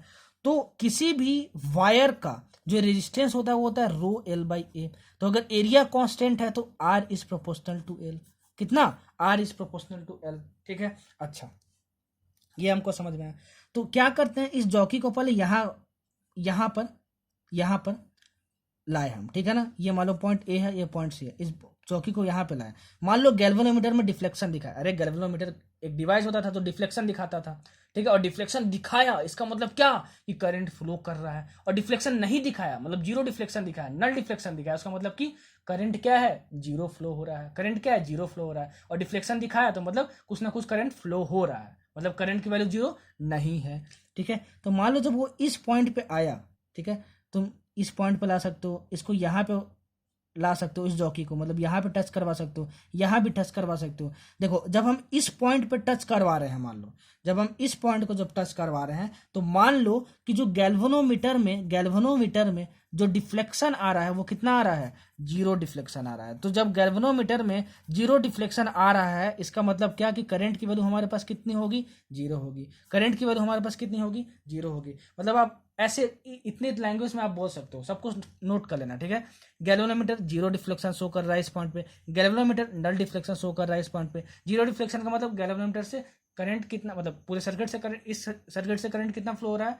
जीरो फ्लो हो रहा है। कितना फ्लो हो रहा है? जीरो फ्लो हो रहा है। ठीक है, अच्छा, मतलब अगर आपको क्वेश्चन में ये गिवन हो कि गैल्वेनोमीटर इस पॉइंट पे zero deflection null deflection show कर रहा है, तो इस पॉइंट को हम लोग बैलेंस पॉइंट बोलते हैं। क्या हम लोग बोलते हैं? बैलेंस पॉइंट बोलते हैं। अच्छे से नोट कर लेना। ठीक है, तो इस वायर का जो पूरा लेंथ होता है, ठीक है, पूरा जो लेंथ होता है, यूजुअली हम लोग एसी का जो लेंथ है वो 1 मीटर लेते हैं। 1 मीटर मतलब कितना? 100 सेंटीमीटर लेते हैं। तो अगर ये L1 डिस्टेंस पे ए से, ठीक है, नल पॉइंट दिखा रहा है। नल पॉइंट मतलब क्या? जीरो डिफ्लेक्शन वाला पॉइंट। नल पॉइंट मतलब क्या? बैलेंस पॉइंट दिखा रहा है। नल पॉइंट मतलब क्या? नल मतलब क्या होता है? जीरो होता है। ठीक है, मतलब गैल्वेनोमीटर उस पॉइंट पे जीरो डिफ्लेक्शन दिखा रहा है। तो ये L1 है और ये पूरा 100 है, एसी मैंने 100 सेंटीमीटर बोला, तो ये कितना हो जाएगा हमारे पास? 100 माइनस L1 हो जाएगा। क्या हो जाएगा? 100 माइनस L1 हो जाएगा। इस केस में जब गैल्वेनोमीटर किसी पॉइंट पे जीरो डिफ्लेक्शन शो करता है, तब हमारे पास क्या होता है कि S by 100 minus L1 is equal to R by L1 होता है। तो हमारे पास देखो S की वैल्यू कितनी आ गई? हमारे पास जो S की वैल्यू है वो आ गई हमारे पास, S की वैल्यू हमारे पास कितनी आ गई? 100 minus L1 by L1 into R। ठीक है, याद कर लेना, बहुत इंपॉर्टेंट रिजल्ट। और कैसे अप्लाई करना है वो भी मैंने समझा दिया। अगर ये समझ गए तो समझो आप मीटर ब्रिज से कोई भी क्वेश्चन बन जाएगा। मतलब देखो क्या क्या याद रखना है आपको। मीटर ब्रिज जो है वो वेट स्टोन ब्रिज पे काम करता है। वेट स्टोन ब्रिज में हम लोग ऐसा कुछ लगाते हैं, ठीक है, मैंने अपने पिछले स्लाइड में बताया। उसमें एक नोन रेजिस्टेंस होता है और इसमें एक अननोन रेजिस्टेंस होता है। इस अननोन रेजिस्टेंस की हमको वैल्यू फाइंड करनी होती है। गैल्वेनोमीटर जिस पॉइंट पे जीरो डिफ्लेक्शन शो करता है उस पॉइंट को हम लोग बैलेंस पॉइंट बोलते हैं या फिर नल पॉइंट बोलते हैं। जीरो डिफ्लेक्शन को हम लोग दूसरे लैंग्वेज में नल डिफ्लेक्शन भी बोलते हैं। समझ में आया? तो उस केस में R बाई L1 देखो इसके सामने वाला R by L1 is equal to S by 100 minus L1 होता है। ठीक है, क्या होता है? 100 माइनस L1 होता है। समझ में आया? ठीक है, तो ये हमारा S जो अननोन रेजिस्टेंस है उसकी वैल्यू मिल जाती है। ठीक है, तो मतलब तुमको ये लगाने आना चाहिए, R by L1 is equal to S by 100 minus L1। ध्यान देना, ये तभी लगा सकते हो जब इस पॉइंट पे बैलेंस पॉइंट मिल रहा हो या फिर नल पॉइंट मिल रहा हो, मतलब क्या क्वेश्चन में क्या गिवन होगा कि गैल्वेनोमीटर जीरो डिफ्लेक्शन शो कर रहा है। यही था आपका मीटर ब्रिज और यही था आपका व्हीट स्टोन ब्रिज। क्या था? व्हीट स्टोन ब्रिज, ठीक है ना। अच्छा, एमीटर, आइडियल एमीटर का जो रेजिस्टेंस है वो जीरो होता है, वो तो मैंने बताया था, लेकिन एक चीज मैंने स्किप कर दिया था कि जो आइडियल वोल्ट मीटर होता है उसका रेजिस्टेंस कितना होता है। तो आइडियल वोल्ट मीटर का जो रेजिस्टेंस है वो क्या होता है? इन्फानाइट होता है। मतलब क्वेश्चन में कभी भी आइडियल वर्ड यूज किया हो वोल्ट मीटर के साथ, समझ जाना कि उसका जो रेजिस्टेंस वो कितना होता है? वो इन्फानाइट होता है। मतलब आपका अगर आइडियल एमीटर हो तो उसका रेजिस्टेंस जीरो, अगर आइडियल वोल्ट मीटर हो तो उसका रेजिस्टेंस इन्फानाइट, ठीक है। ये मीटर ब्रिज से कनेक्टेड नहीं है, वोल्ट मीटर में मैं ये पॉइंट बताना भूल गया था तो मैं आपको बता रहा हूँ। मीटर ब्रिज में ये समझ लो तो मोर देन इनफ है। क्या है? मोर देन इनफ है। चलो अब हम लोग क्वेश्चन देख लेते हैं व्हीट स्टोन ब्रिज पे और मीटर ब्रिज पे, अच्छे अच्छे क्वेश्चन, ठीक। तो चलो क्वेश्चन देखते हैं मीटर बेस पे। एक क्वेश्चन लूंगा और बहुत बेहतरीन क्वेश्चन लूंगा और आप सब कुछ समझ जाओगे, ठीक है ना।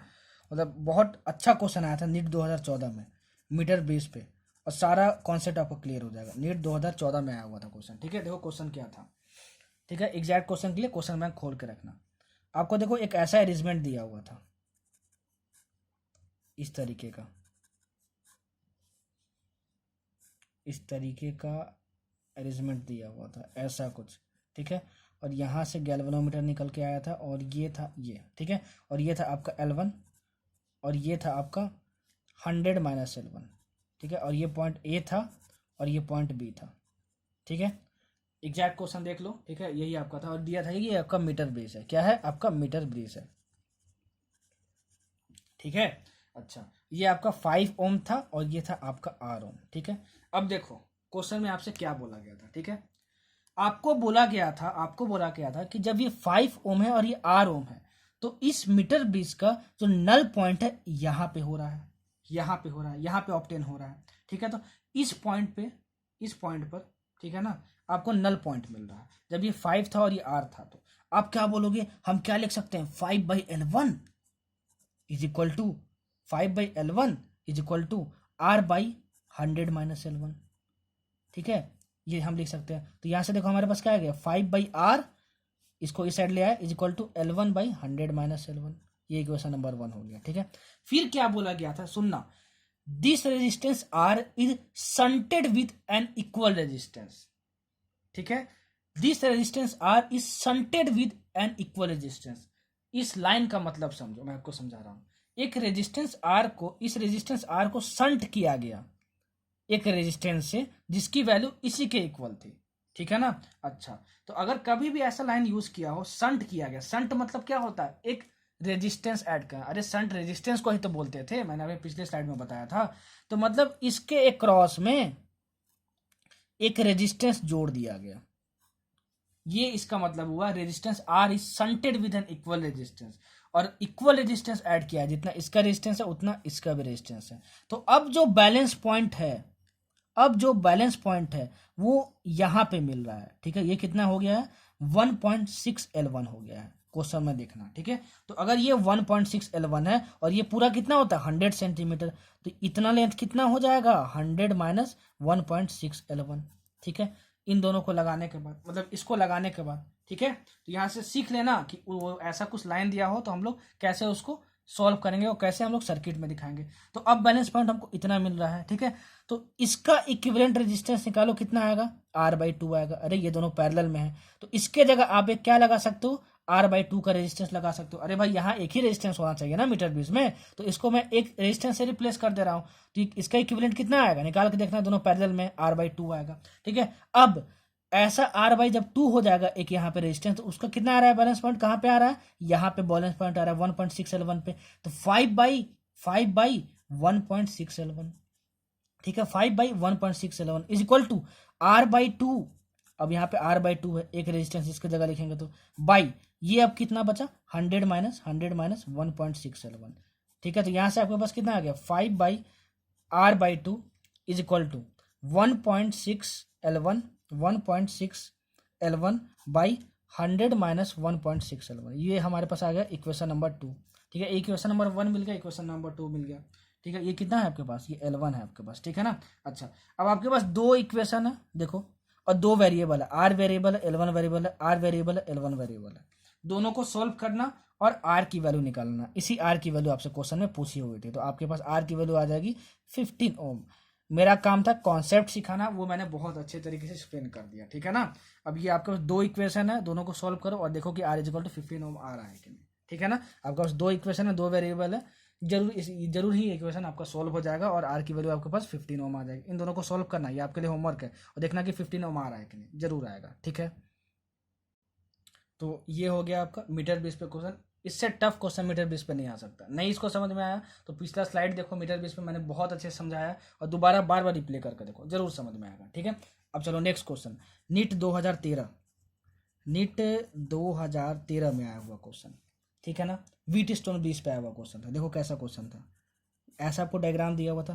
क्वेश्चन के लिए आप क्वेश्चन बैंक खोल के बैठे रहो, ठीक है। मैं क्वेश्चन तो यहाँ एक्सप्लेन करता ही हूँ, लेकिन आप क्वेश्चन पढ़ के अटेम्प्ट करोगे तो ज़्यादा क्लियर होगा, ठीक है। और यहाँ पे एक गैल्वेनोमीटर है जिसका रेजिस्टेंस दिया है आपके पास कितना, 50 ओम, ठीक है ना। और ये दिया 30 ओम, और ये दिया है आपके पास 10 ओम, और ये दिया है आपके पास 30 ओम, और ये दिया है आपके पास 90 ओम, ठीक है।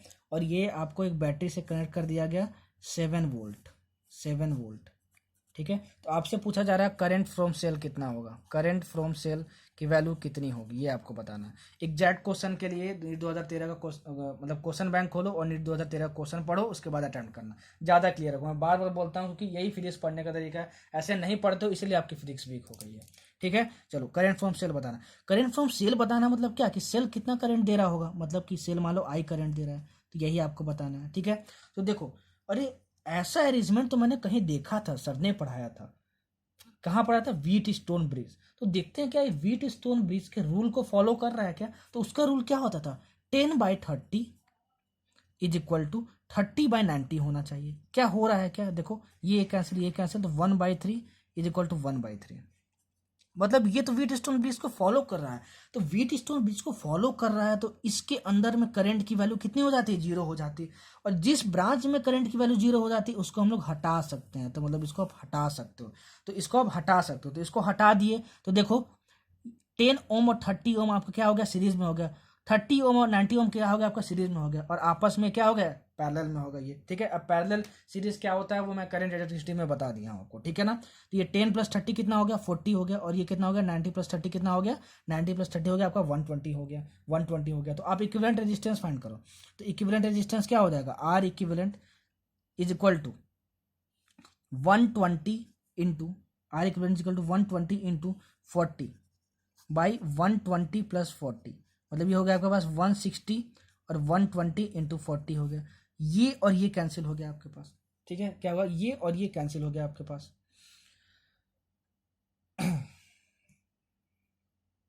ठीक है। ये और ये कैंसिल हो गया आपके पास, और ये भी कैंसिल हो गया, देखो 4 बार में गया, ठीक है। और इसको कैंसिल करो तो कितना आएगा, आप जरा बताना तो। देखो इसको 2 बार में काट लो और इसको 60 बार में काटो, इसको काट लो, ये तो 30 हो गया, तो कितना आ गया, 30 ओम आ गया। मतलब इसका जो इक्विवेलेंट है, इसका इक्विवेलेंट 30 ओम आ गया। और क्वेश्चन में बैटरी का भी इंटरनल रेजिस्टेंस गिवन था, वो था 5 ओम, ठीक है। तो इंटरनल रेजिस्टेंस यहाँ पे इसका ड्रॉ कर दो, कैसे ड्रॉ करते हैं मैं करंट इलेक्ट्रिसिटी में बता चुका हूँ। तो ये और इसका इक्विवेलेंट जो आया 30, वो दोनों पैरेलल में हो गए, तो इसका और इसका जो आर इक्विवेलेंट हो गया वो कितना हो गया, 5 + 30 मतलब 35 ओम आ गया। मतलब करंट कितना आ गया, करंट आपके पास आ गया I is equal to V/R, मतलब 7/R इक्विवेलेंट टोटल। तो टोटल कितना आ गया, 35। तो 7/35 कितना हो गया, 7/35 हो गया आपके पास ये 1 और ये 5, मतलब 1/5, मतलब कितना 0.2 एम्पियर, कितना 0.2 एम्पियर। बस ये आपका क्या हो गया, आंसर हो गया नीट 2013 का क्वेश्चन। अगर जितने क्वेश्चन मैंने अभी करवाए हैं उसको तुमने अच्छे से समझ लिए, Wheatstone bridge, ammeter, voltmeter, meter bridge, तो किसी भी क्वेश्चन में नहीं अटकोगे, ठीक है। रिवीजन लेक्चर में भी मैंने पूरा बेस्ट कोशिश किया कि शॉर्ट टाइम में आपको मैक्सिमम समझा पाऊँ, ठीक है। तो इतना हम लोग पढ़ लिए, एमीटर पढ़ लिए, वोल्ट मीटर पढ़ लिए, व्हीट स्टोन पढ़ लिए, मीटर ब्रिज पढ़ लिए। अब हम लोग लास्ट टॉपिक पढ़ेंगे पोटेंशियोमीटर, जहाँ पे बच्चों को बहुत दिक्कत होती है, बहुत दिक्कत होती है। तो मैं बहुत आसान तरीके से आपको सब कुछ एक्सप्लेन करने की कोशिश करता हूँ, ठीक है। चलो तो अब हम लोग देखेंगे पोटेंशियोमीटर। तो हेडिंग डाल लो पोटेंशियोमीटर। बहुत ही कंफ्यूजिंग टॉपिक है, नीट पॉइंट ऑफ व्यू से जितना समझना है और जितने आसान तरीके से आप समझ सकते हो मैं उतना आपको नॉलेज दूंगा और उतने आसान तरीके से समझ में आएगा। और फिर देखना पोटेंशियोमीटर के सारे क्वेश्चन आपसे बन जाएंगे, ठीक है ना, सारे क्वेश्चन बन जाएंगे, इसलिए घबराना नहीं, विश्वास रखना सर पे, बहुत आसानी से समझाऊंगा, ठीक है, बहुत आसानी से, बहुत धीरे धीरे। देखो सब कुछ तुम ही बताओगे। पोटेंशियोमीटर में, ठीक है, पोटेंशियोमीटर में एक पोटेंशियोमीटर वायर होता है, मतलब एक वायर लगा होता है जो पोटेंशियोमीटर में लगा होता है, इसलिए हम लोग उसको बोलते हैं पोटेंशियोमीटर वायर, ठीक है। मतलब हम समझ गए कि पोटेंशियोमीटर में एक वायर लगा होता है और उस वायर का नाम क्या होता है, पोटेंशियोमीटर वायर, ठीक है। अब मान लो तुम्हारे पास एक वायर है, देखो ये वायर है तुम्हारे पास, और इसको एक सर्किट में लगा दिए, ठीक, एक सर्किट में लगा दिए। इस वायर को जो रेजिस्टेंस है वो आर मान लो, क्या है, इस वायर का कुछ रेजिस्टेंस होगा, ठीक है, इसका रेजिस्टेंस क्या मान लो, आर मान लो। इस वायर का लेंथ जो है वो एल मान लो, ठीक है। और जो ये वायर है वो यूनिफॉर्म क्रॉस सेक्शन का है, कैसा है, यूनिफॉर्म क्रॉस सेक्शन का है, मतलब इसकी जो एरिया है क्रॉस सेक्शन की वो यूनिफॉर्म है और वो ए है, मतलब यहाँ एरिया बात करो तो ये यहाँ भी ए, यहाँ भी ए, यहाँ भी है, मतलब कि यूनिफॉर्म एरिया का है ये, ठीक है। अच्छा, ये हमको समझ में आया। तो अगर इसमें V वोल्टेज का अब एक बैटरी लगा दी हो तो करंट इसमें फ्लो होगा I, देखो करंट फ्लो होगा I। मैं फाइंड करना चाहता हूँ इस I की वैल्यू कितनी होगी, इस I की वैल्यू कितनी होगी, ठीक है, ये मैं फाइंड करना चाहता हूँ। देखो R is equal to rho L by A होता है कि नहीं होता है, बिल्कुल होता है। तो अगर मैं ओम्स लॉ लगाऊं तो मैं लिख सकता हूँ V is equal to I into R, लिख सकता हूँ। तो V is equal to I into R लिख दिया, ठीक है, क्या लिख दिया, V is equal to I into R लिख दिया। अब इस आर की वैल्यू, इस आर की वैल्यू यहाँ पे रखो तो तुम्हारे पास क्या आएगा, देखो V is equal to I into rho L by A, into rho L by A. अब ध्यान देना कि अगर इस पोटेंशियोमीटर वायर में, इसी को हम लोग बोलते हैं पोटेंशियोमीटर वायर, इसी पोटेंशियोमीटर वायर में एक वायर है जो पोटेंशियोमीटर में यूज होता है, उसको बोलते हैं पोटेंशियोमीटर वायर। इस वायर में करंट अगर कांस्टेंट है, ठीक है, अगर एरिया कांस्टेंट है, देखो मैंने बताया यूनिफॉर्म वायर लिया है जिसका क्रॉस सेक्शन एरिया क्या है, ए है, यूनिफॉर्म है थ्रू आउट द लेंथ, ये भी कांस्टेंट है। रो रेजिस्टिविटी वो तो कांस्टेंट होता है, वो तो बस मटेरियल पर डिपेंड करता है। तो आप देख सकते हो कि अभी जो वोल्टेज है, मतलब जो पोटेंशियल डिफरेंस है इस पोटेंशियोमीटर वायर के क्रॉस में, वो किसके प्रोपोर्शनल है, V is proportional to L। यही प्रिंसिपल होता है, यही प्रिंसिपल होता है पोटेंशियोमीटर के वर्किंग का, अपने वर्ड्स में नोट कर लेना, ठीक है, कि V is proportional to L। इसी फंक्शन पे, मतलब इसी रिजल्ट पे पोटेंशियोमीटर एक डिवाइस होता है वो काम करता है, ठीक है, ये हमको समझ में आया। अच्छा, अगर आप प्रोपोर्शनल साइन लगाओगे तो आपको एक कांस्टेंट लिखना होगा, हटाते हो प्रोपोर्शनल साइन हटाते हो तो V is equal to K L हो गया, ठीक है। यहाँ से आप देखोगे K is equal to V by L आया हमारे पास, ठीक है, मतलब कि potential difference per unit length, ठीक है, ये हमारा कहलाता है पोटेंशियल ग्रेडियंट। K क्या कहलाता है, पोटेंशियल ग्रेडियंट, याद रखना सारा टर्म, ठीक है, क्या होता है पोटेंशियल ग्रेडियंट, ठीक है। अगर V का ये क्या पोटेंशियल डिफरेंस, इसका यूनिट क्या होता है वोल्ट, और इसका क्या होता है मीटर, ठीक है, या फिर सेंटीमीटर, तो इसका K का मतलब पोटेंशियल ग्रेडियंट की यूनिट क्या हुआ, वोल्ट पर मीटर, ठीक है। मतलब वोल्ट पर मीटर में कुछ भी गिवन हो तो समझ जाना कि पोटेंशियल ग्रेडियंट गिवन है। तो सबसे पहले ये पहचान लेना कि अगर पोटेंशियल मीटर क्वेश्चन में वोल्ट पर मीटर दिया तो आपको पोटेंशियल ग्रेडियंट गिवन है, मतलब के की वैल्यू गिवन है आपको। जैसे के की वैल्यू गिवन हो तो याद करना ये वाला equation, V is equal to K L. अब इस इक्वेशन को लगाना आपको आना चाहिए, पूरा यही खेल है पोटेंशियोमीटर का। अगर ये इक्वेशन आपको लगाना आ गया, वो समझ गए, तो पोटेंशियोमीटर कुछ भी नहीं है। देखो अब मैं आपको समझाता हूँ, ठीक है ना, इसको कैसे लगाना है। देखो कैसे इसको लगाएंगे।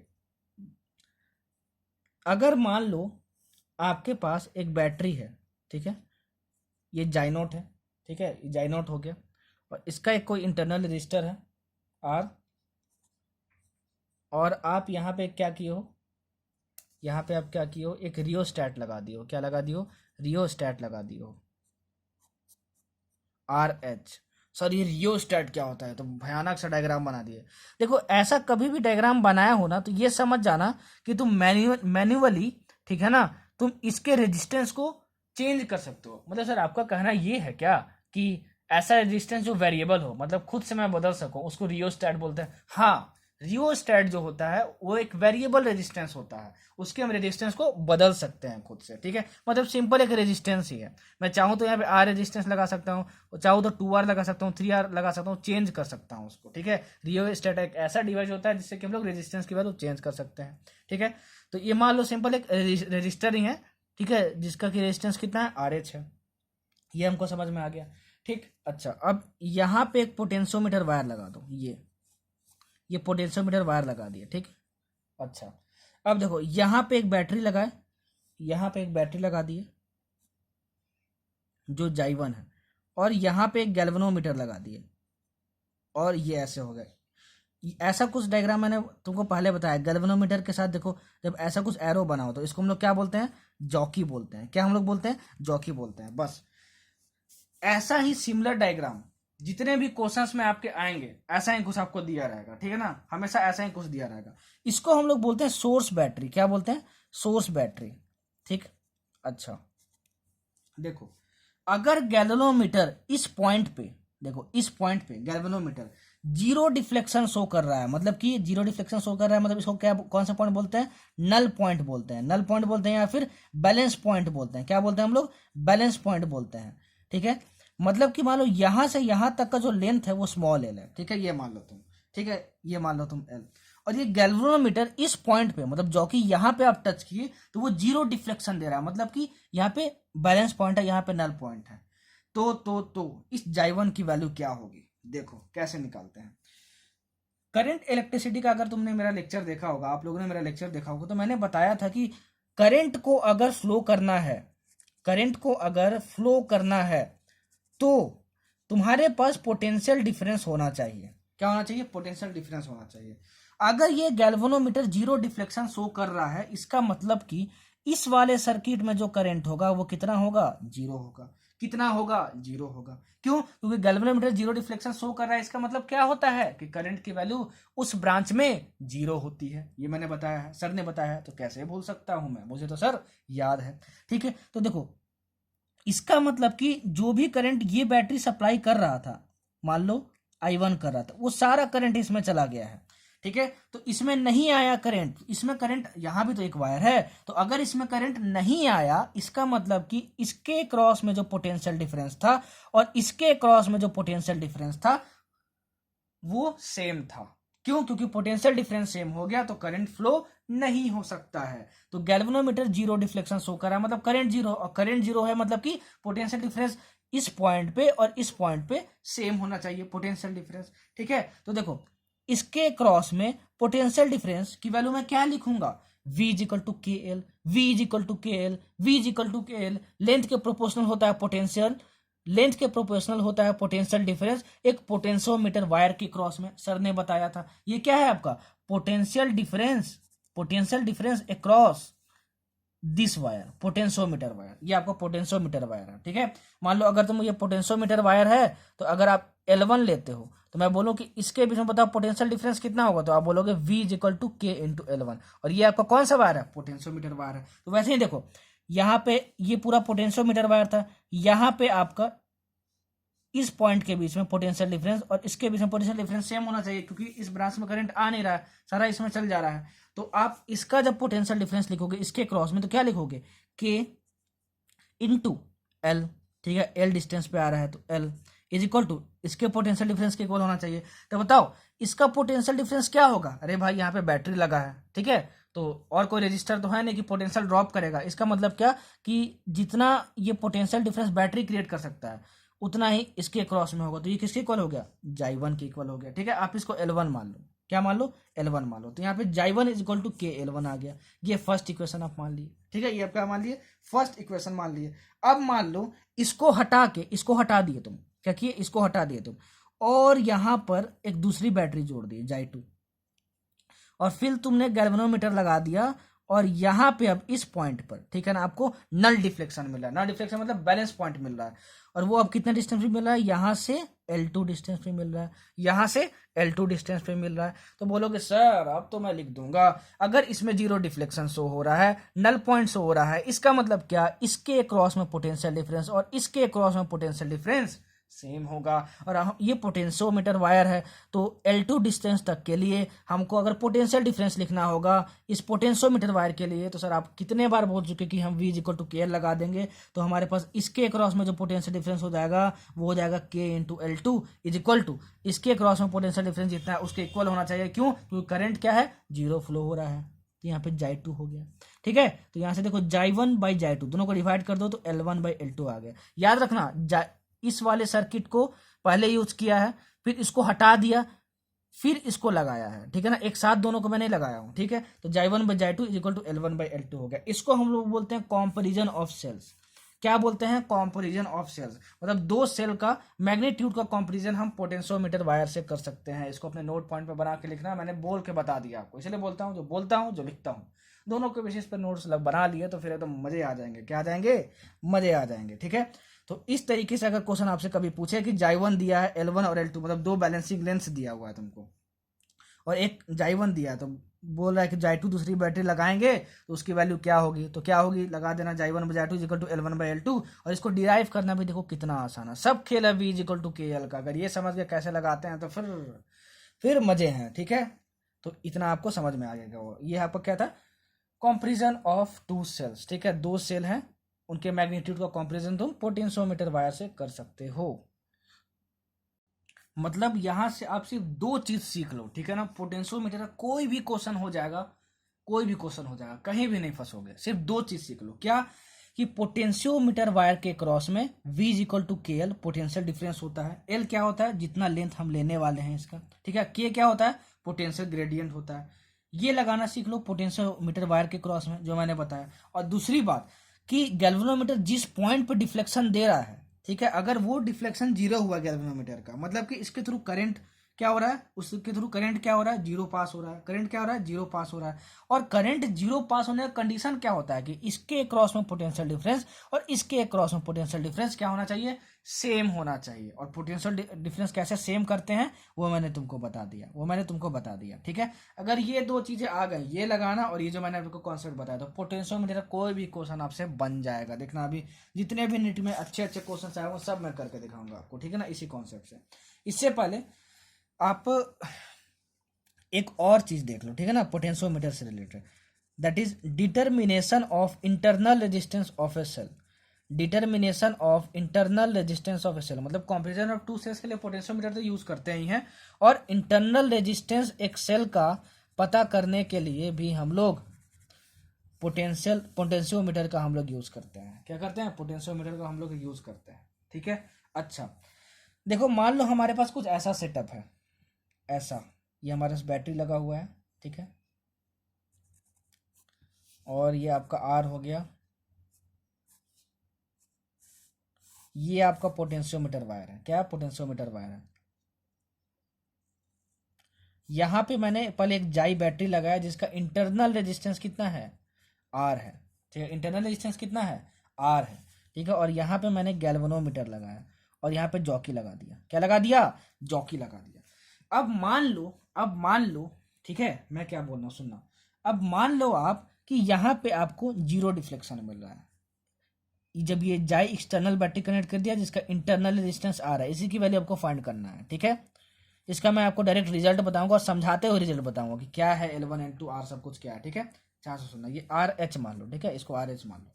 अच्छा, तो यहाँ पे आपको बैलेंस पॉइंट मिला। क्या मिला आपको? यहाँ पे बैलेंस पॉइंट मिला। कब मिला ये बैलेंस पॉइंट? जब आप सिर्फ ये जाई और R यूज कर रहे थे, स्मॉल r, मतलब जाई बस बैटरी यूज कर रहे थे तब। ठीक है ना, एक्सटर्नल बैटरी यूज कर रहे थे तब। ठीक है, और उसका इंटरनल डिस्टेंस कितना है? ये है। ठीक है, तो L1 डिस्टेंस पे आपको क्या मिला? बैलेंस लेंथ मिला। ठीक है, अब मान लो सेकेंड केस में क्या हुआ कि सेकेंड केस में आपने एक एक्सटर्नल रजिस्टर लगा दिया इसके क्रॉस में, कैपिटल R। ठीक है, क्या लगा दिया? कैपिटल R लगा दिया। अब यहां से तुम क्या किए? कनेक्ट कर दिए गैल्वेनोमीटर, और अब तुम फाइंड किए नल पॉइंट मतलब बैलेंस पॉइंट मतलब गैल्वेनोमीटर का 0 डिफ्लेक्शन। तो ये जो बैलेंस लेंथ आया वो कितना आया? L2 आया। ठीक है, तो इस इंटरनल रेजिस्टेंस की जो वैल्यू होती है इस बैटरी की, उसकी जो वैल्यू होती है वो होती है R is equal to L1 by L2 minus 1 into capital R। ठीक है, L1 by L2 minus 1 into capital R। ठीक है, L1 क्या है? जब जाई और R यूज कर रहे थे, ठीक है, मतलब इसका ही इंटरनल रेजिस्टेंस है, मतलब सिर्फ जब बैटरी यूज कर रहे थे तब जो बैलेंस लेंथ आया था L1। ठीक है, और जब कैपिटल R हम लोग रेजिस्टेंस लगा दिए इसके क्रॉस में बैटरी के, तब जो हमारा बैलेंस लेंथ आ रहा था वो L2 आ रहा था।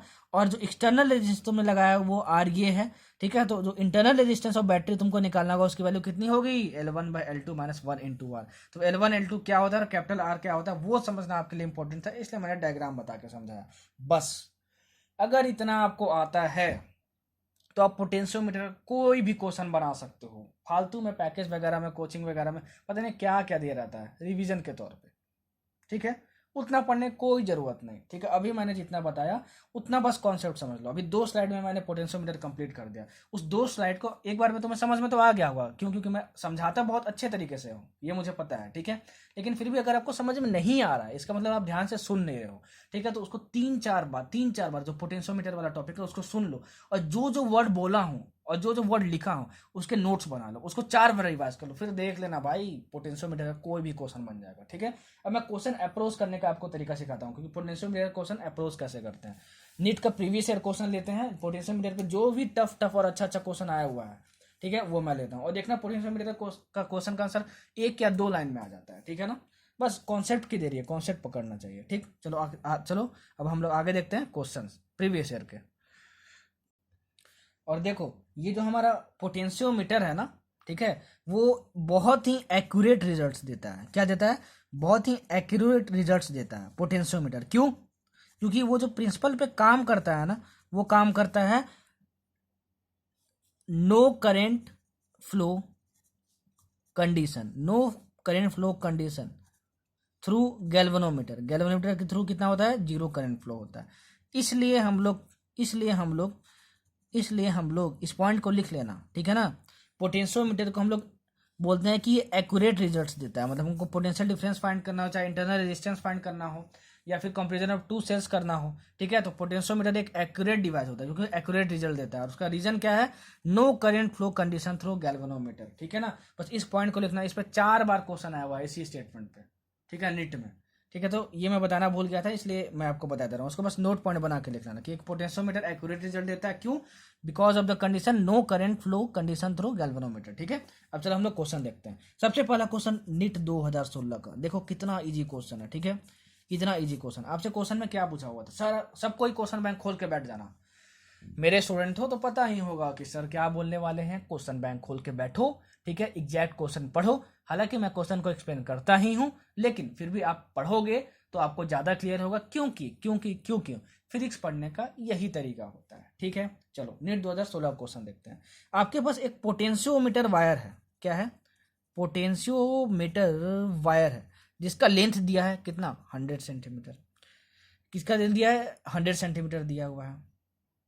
फिर आपको क्वेश्चन में क्या बोला है मैं बोल के बताता हूं। 2 cells are connected in series. 2 cells are connected in series. First to support one another and then in opposite direction.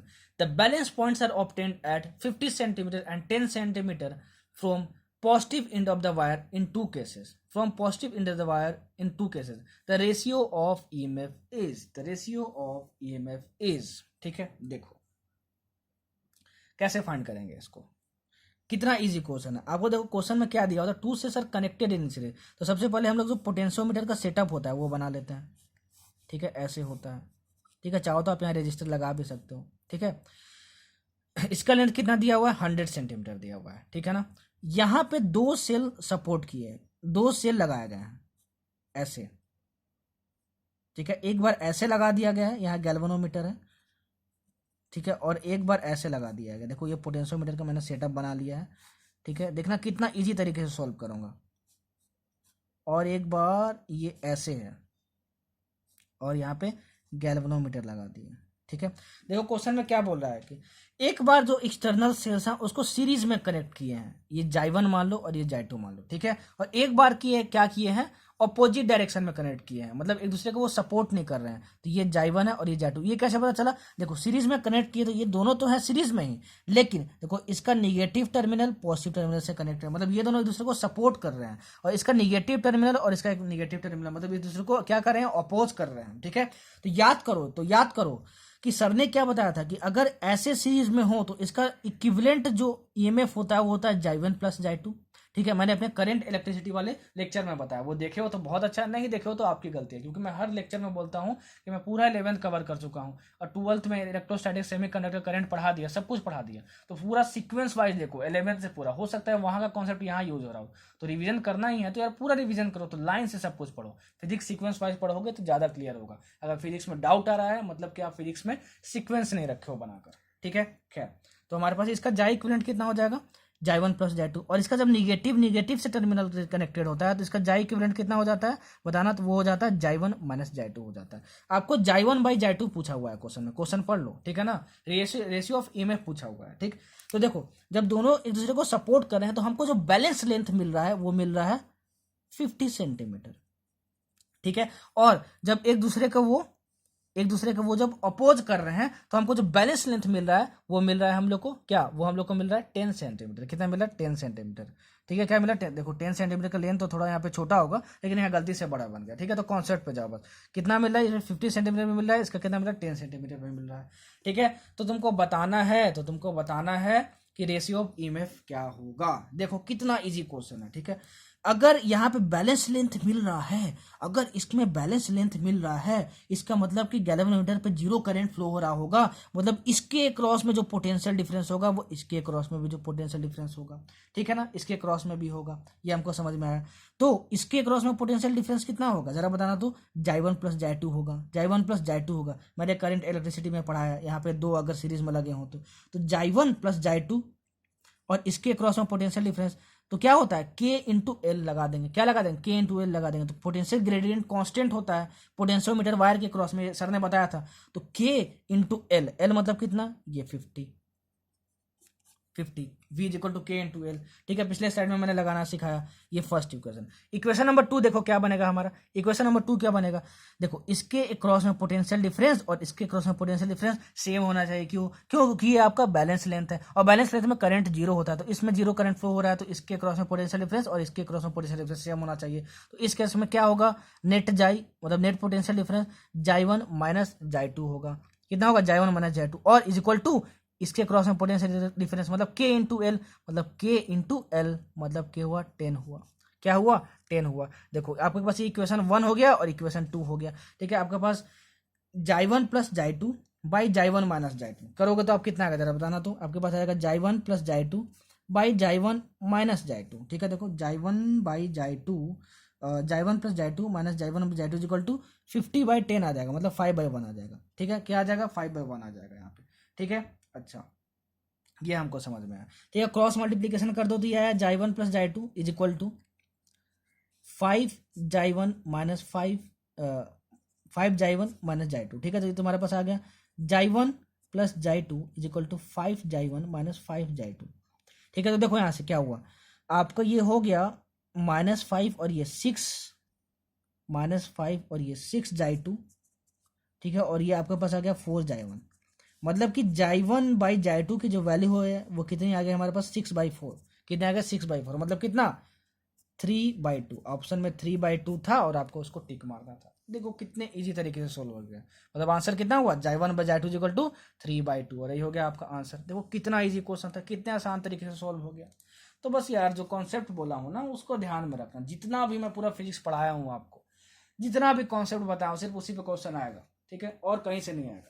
हाँ, प्रीवियस ईयर पूरा बना के जाना, एक एक क्वेश्चन बना के जाना प्रीवियस ईयर का, और मेरे पूरे नोट्स जो आप बना रहे हो हर एक लेक्चर में सबके नोट्स बनाना और मेरे नोट्स रिवाइज करके चल जाना यार, मतलब मजा आ जाएगा। फिर नीट के एग्जाम में बैठो लगेगा अरे यार लॉ सर सही बोला करते थे, सारे क्वेश्चन तो वैसे ही आए हुए हैं, ठीक। चलो हम लोग देखते हैं नेक्स्ट क्वेश्चन।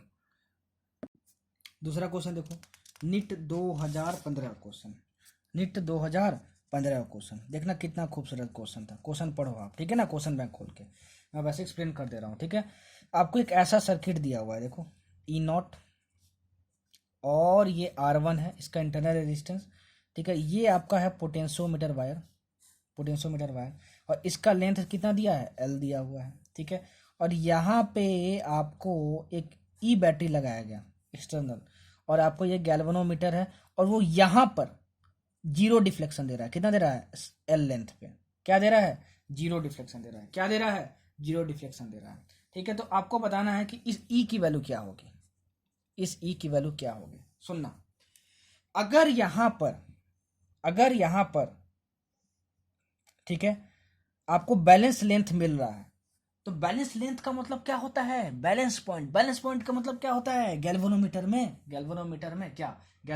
में कितना करंट फ्लो हो रहा है, जीरो करंट फ्लो हो रहा है। अच्छा, तो इसका मतलब क्या हुआ, सर ने तो बताया था कि इसके क्रॉस में पोटेंशियल डिफरेंस और इसके क्रॉस में पोटेंशियल डिफरेंस सेम होना चाहिए। इसके क्रॉस में पोटेंशियल डिफरेंस कितना होगा, जितना बैटरी का होगा। तो E इज इक्वल टू इसके बीच में पोटेंशियल डिफरेंस कितना होगा, K इंटू एल। तो K पोटेंशियल ग्रेडियंट मान लिया मैंने, ठीक है, और इंटू एल, ठीक है, एल आपको बैलेंसिंग लेंथ मिल रहा है, तो इज इक्वल टू के इंटू एल आ गया। तो हमको के की वैल्यू मिल जाए, तो हमको एल तो दिया ही है, क्वेश्चन में मेंशन है, तो के की वैल्यू मिल जाए तो हमको ई की वैल्यू मिल जाएगी। तो हम लोग के फाइंड करने की कोशिश करते हैं। क्या इसमें करंट जा रहा है, नहीं, इसमें करंट नहीं जा रहा है। क्यों, क्योंकि गैल्वेनोमीटर डिफ्लेक्शन शो कर रहा है, तभी तो आपको यहाँ बैलेंस पॉइंट मिल रहा है। सारा करंट इसमें जा रहा है, ठीक है, सारा करंट इसमें जा रहा है हमारा, ठीक है ना। इस पोटेंशियोमीटर का भी तुमको रेजिस्टेंस दिया था क्वेश्चन में, क्या दिया है, पोटेंशियोमीटर का जो रेजिस्टेंस है वो हमें दिया हुआ है आर, क्या दिया हुआ है, आर दिया हुआ है, ठीक है। तो जरा बताओ, करंट अगर सिर्फ इसमें जा रहा है तो V equal to I R लगाओगे तो आई की वैल्यू कितनी आ जाएगी, E naught by equivalent resistance, तो R1 और ये पोटेंशियोमीटर का जो रेजिस्टेंस R है वो दोनों क्या है, सीरीज में है। देखो दोनों से सेम करंट फ्लो हो रहा है तो सीरीज में है, तो कितना हुआ, R प्लस R1 हो गया। मैं इस बैटरी को क्यों नहीं लिया, क्योंकि ये जो सर्किट है वो तुम्हारा यूजलेस है। क्यों, क्योंकि इसमें करंट जीरो जा रहा है, ठीक है। करंट इलेक्ट्रिसिटी में सर ने बताया था कि जिस भी सर्किट में, किसी भी ब्रांच में अगर करंट जीरो जाएगा तो वो सर्किट आपका यूजलेस हो जाता है, इसलिए मैंने इस बैटरी को नहीं लिया। तो ये वाली बैटरी इसमें करंट फ्लो करवा रही है, इसलिए E naught by R plus R1, ठीक है ना। अच्छा, अब देखो, अगर मैं ओम्स लॉ लगाऊं और मैं बोलूं कि बताओ इस वायर के क्रॉस में कितना, पूरे वायर के क्रॉस में कितना पोटेंशियल डिफरेंस है, इस वायर के क्रॉस में, ठीक है, इस वायर के क्रॉस में, ठीक है, पूरे वायर के क्रॉस में जो पोटेंशियोमीटर का वायर है, तो बोलोगे कि पोटेंशियोमीटर का अगर रेजिस्टेंस R है, मतलब पोटेंशियोमीटर वायर का अगर रेजिस्टेंस R है, ठीक है, तो V is equal to I R हम लोग लिख सकते हैं। तो देखो I की वैल्यू हम फाइंड कर चुके हैं, ठीक है, I1 की वैल्यू हम लोग फाइंड कर चुके थे, इसमें करंट फ्लो हो रहा है, ठीक है, पोटेंशियोमीटर वायर। तो पोटेंशियोमीटर वायर में जो रेजिस्टेंस फ्लो हो रहा है, जो करंट फ्लो हो रहा है वो I1 मतलब E naught by R plus R1, और जो पोटेंशियोमीटर का रेजिस्टेंस है, ठीक है, उसकी वैल्यू लिख देंगे तो हमको इसके क्रॉस में पोटेंशियल डिफरेंस मिल जाएगा।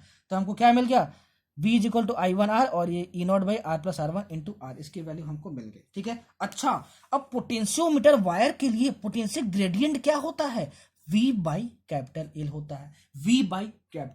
मैंने फर्स्ट स्लाइड में बताया, याद रखो, ठीक है, कि पोटेंशियोमीटर वायर का लेंथ अगर L है, उसके क्रॉस में अगर पोटेंशियल डिफरेंस V है, तो पोटेंशियल ग्रेडियंट की वैल्यू कितनी होती है, capital V by capital L होती है, ठीक है। तो कैपिटल V की मैंने वैल्यू फाइंड कर ली, देखो इतनी, E naught by R plus R1 into R और ये बाई एल, इतना हो गया, ठीक है। अच्छा, तो हमको K की वैल्यू मिल गई, तो K यहाँ पे हम लोग दे देंगे, तो K E is equal to तुम्हारे पास कितना आ गया, E naught R by R plus R1 into E naught R by R plus R1 into L by capital L, मतलब कितना आ गया value, E naught R by R plus R1 into small L by capital L. यही option में था ई की value, और आपको टिक मारना था। देखो पूरा करंट इलेक्ट्रिसिटी है। पोटेंशियोमीटर में दो नया कॉन्सेप्ट आ जाता है कि आपको V इक्वल टू के लिखने आना चाहिए, पोटेंशियल ग्रेडियंट निकालने आना चाहिए, और जीरो डिफ्लेक्शन का मतलब क्या होता है गैल्वेनोमीटर में, कि उस ब्रांच से करंट जीरो फ्लो हो रहा है और उसका कंडीशन क्या होता है कि पोटेंशियल डिफरेंस सेम होना चाहिए। समझ में आया, देखो ये भी सोल्व हो गया, कितना आसान क्वेश्चन। और क्वेश्चन पढ़ के देखना क्वेश्चन बैंक में, तो भयानक सा लगेगा आपको, लगेगा बाप रे बाप पता नहीं क्या पूछा हुआ है, और आप छोड़ के आ जाओगे। लेकिन आप बोलोगे सर अब तो मैं आपसे पढ़ लिया हूँ, मैं आपसे पढ़ ले हूँ, अब क्वेश्चन आएगा नेट में या टेस्ट सीरीज में तो उसको पक्का बनाऊंगा, और पहले बनाऊंगा। क्यों, क्योंकि आंसर बहुत जल्दी आ जाता है, ठीक है, जरूर बनाना, पहले बनाना। अब एक क्वेश्चन और मैं लेता हूँ, ठीक है, एक क्वेश्चन मैं और लेता हूँ, और उसके बाद फिर जो बाकी क्वेश्चन है, ठीक है, वो बहुत ज़्यादा इजी हैं, ठीक है ना, जो नीट में आए हुए हैं, वो मैं आपको होमवर्क दे दूंगा, आप वो बनाना, ठीक है, कुछ प्रैक्टिस के लिए भी तो छोड़ना चाहिए, ठीक है। जितने अच्छे अच्छे क्वेश्चन है और जो कॉन्सेप्ट समझाना और कॉन्सेप्ट को कैसे अप्रोच करते हैं, क्वेश्चन को कैसे अप्रोच करते हैं, वो मैं आपको समझा दिया हूँ पिछले दो क्वेश्चन में, और पोटेंशियोमीटर समझाते समय भी, ठीक है। अब चलो, नीट 2014 का एक और अच्छा क्वेश्चन था, वो भी मैं ले लेता हूँ, ठीक है, उसके बाद फिर पोटेंशियोमीटर भी आपका खत्म, ठीक है। नीट 2014 क्वेश्चन, देखो क्वेश्चन में क्या बोला हुआ है, ठीक है, सुनना, क्वेश्चन बैंक खोल के आप पढ़ लो, मैं रीड करता हूँ वैसे। अब पोटेंशियोमीटर सर्किट क्वेश्चन क्या है, potentiometer circuit has been set up for finding internal resistance of a given cell. मतलब एक पोटेंशियोमीटर का सर्किट बनाया गया है, और किस लिए बनाया गया है, इंटरनल रेजिस्टेंस फाइंड करने के लिए। किसका इंटरनल रेजिस्टेंस, सेल का, ठीक है, ये हमको पता चल गया। अच्छा, तो सर ने तो बताया था कि अगर इंटरनल रेजिस्टेंस किसी सेल का फाइंड करना पोटेंशियोमीटर से, तो हमको पता है कि R is equal to L1/L2 minus 1 into capital R होता है। ठीक है, ये पहले लिख लो। ठीक है, मैं क्वेश्चन पढ़ रहा हूँ, सुनना, और क्वेश्चन मैं खोल के रखे रहना, ठीक है ना, और आप वहां से पढ़ते जाना, और मैं देखो जो बोल रहा हूँ, देखो क्वेश्चन में लिखा है कि नहीं। और potentiometer wire has been set up for finding internal resistance of a given cell. ठीक है ना, इंटरनल रेजिस्टेंस आपको फाइंड करना है, पोटेंशियोमीटर का सर्किट होना चाहिए। तो हमको पता है कि इंटरनल रेजिस्टेंस की वैल्यू कितनी होती है, L1/L2 माइनस 1 इंटू R होती है, अगर हमसे इंटरनल रेजिस्टेंस ऑफ सेल पूछा तो। ठीक है ना। अच्छा, सुनना आगे क्वेश्चन में क्या दिया हुआ है। ठीक है, main battery used across potentiometer wire has EMF 2 volt. Potentiometer wire के क्रॉस में जो मेन बैटरी, जो मेन सोर्स यूज किया, उसकी बैटरी का EMF कितना, 2 वोल्ट। अरे, तो हमको इंटरनल रेजिस्टेंस फाइंड करने में तो हमको बैटरी के EMF की जरूरत नहीं होती, तो ये मेरे काम का नहीं है, तो उसको मैंने छोड़ दिया। ठीक है, देखो मैं समझा रहा हूँ, अप्रोच करना। ठीक है, एंड नेग्लिजिबल इंटरनल रेजिस्टेंस, मतलब जो बैटरी है उसका नेग्लिजिबल इंटरनल रेजिस्टेंस है। ठीक है ना। अच्छा, किस बैटरी का, मेन बैटरी का। ठीक है ना। अच्छा, और पोटेंशियोमीटर वायर का जो लेंथ है वो कितना है, पोटेंशियोमीटर वायर का जो लेंथ है वो कितना है, वो 4 मीटर है। ठीक है, आपको क्या दिया गया है कि when resistance R connected across cell, ठीक है, जब इसकी वैल्यू इन्फिनिटी है, तो आपको जो बैलेंस लेंथ है, आपको मिल रहा है L is equal to 3 meter पे, और जब R की जो वैल्यू है वो 9.5 ओम है, तो आपको जो बैलेंस लेंथ है वो मिल रहा है 2.85 मीटर पे। ठीक है ना, ये मिल रहा है, इतने पे मिल रहा है। ठीक है, तो आपको बताना है कि इंटरनल रेजिस्टेंस की वैल्यू क्या होगी। तो आप बोलोगे अरे सर, क्वेश्चन में तो गिवन है कि आपके पास जो मेन बैटरी है, ठीक है, उसके पास नेग्लिजिबल इंटरनल रेजिस्टेंस है। अरे नहीं भाई, तुमको उसका इंटरनल रेजिस्टेंस थोड़ी फाइंड करना है। इंटरनल रेजिस्टेंस किसका फाइंड करना होता है, सर ने क्या बताया था कि आपके पास अगर ऐसा कुछ सेटअप हो, या आपके पास बैटरी है, मान लो ये एक्सटर्नल बैटरी 2 वोल्ट का क्वेश्चन में गिवन है, और ऐसा सेटअप है, और ये पोटेंशियोमीटर है लगा हुआ है, देखो पोटेंशियोमीटर वायर है ये। ठीक है, और इसमें एक एक्सटर्नल बैटरी जोड़ दी है जाई, और इसका इंटरनल रेजिस्टेंस कितना है, R है, तो इसका बैलेंसिंग लेंथ इतने पे पाया गया पहले। ठीक है ना, L1 पे पाया गया पहले, जब सिर्फ जाई लगा हुआ था, उसका इंटरनल रेजिस्टेंस R था। तो और जब इसमें कैपिटल R लगा दिए, ठीक है, तो हमारा जो डिफ्लेक्शन है वो 0 कितने पे हुआ, वो L2 डिस्टेंस पे हुआ। तब जो इंटरनल रेजिस्टेंस, ये जो तुम एक्सटर्नल बैटरी लगाए थे, उसका जो इंटरनल रेजिस्टेंस है, ठीक है ना, उसकी वैल्यू ये होती है। ठीक है ना, और जो मेन बैटरी है उसका इंटरनल रेजिस्टेंस कुछ नहीं है, क्वेश्चन में दिया है कि नेग्लिजिबल है। ठीक है ना। अच्छा, खैर हमको तो इस R की वैल्यू फाइंड करनी है, तो उस R की वैल्यू क्या होती है, L1/L2 minus 1 into capital R ये होती है। ठीक है, तो देखो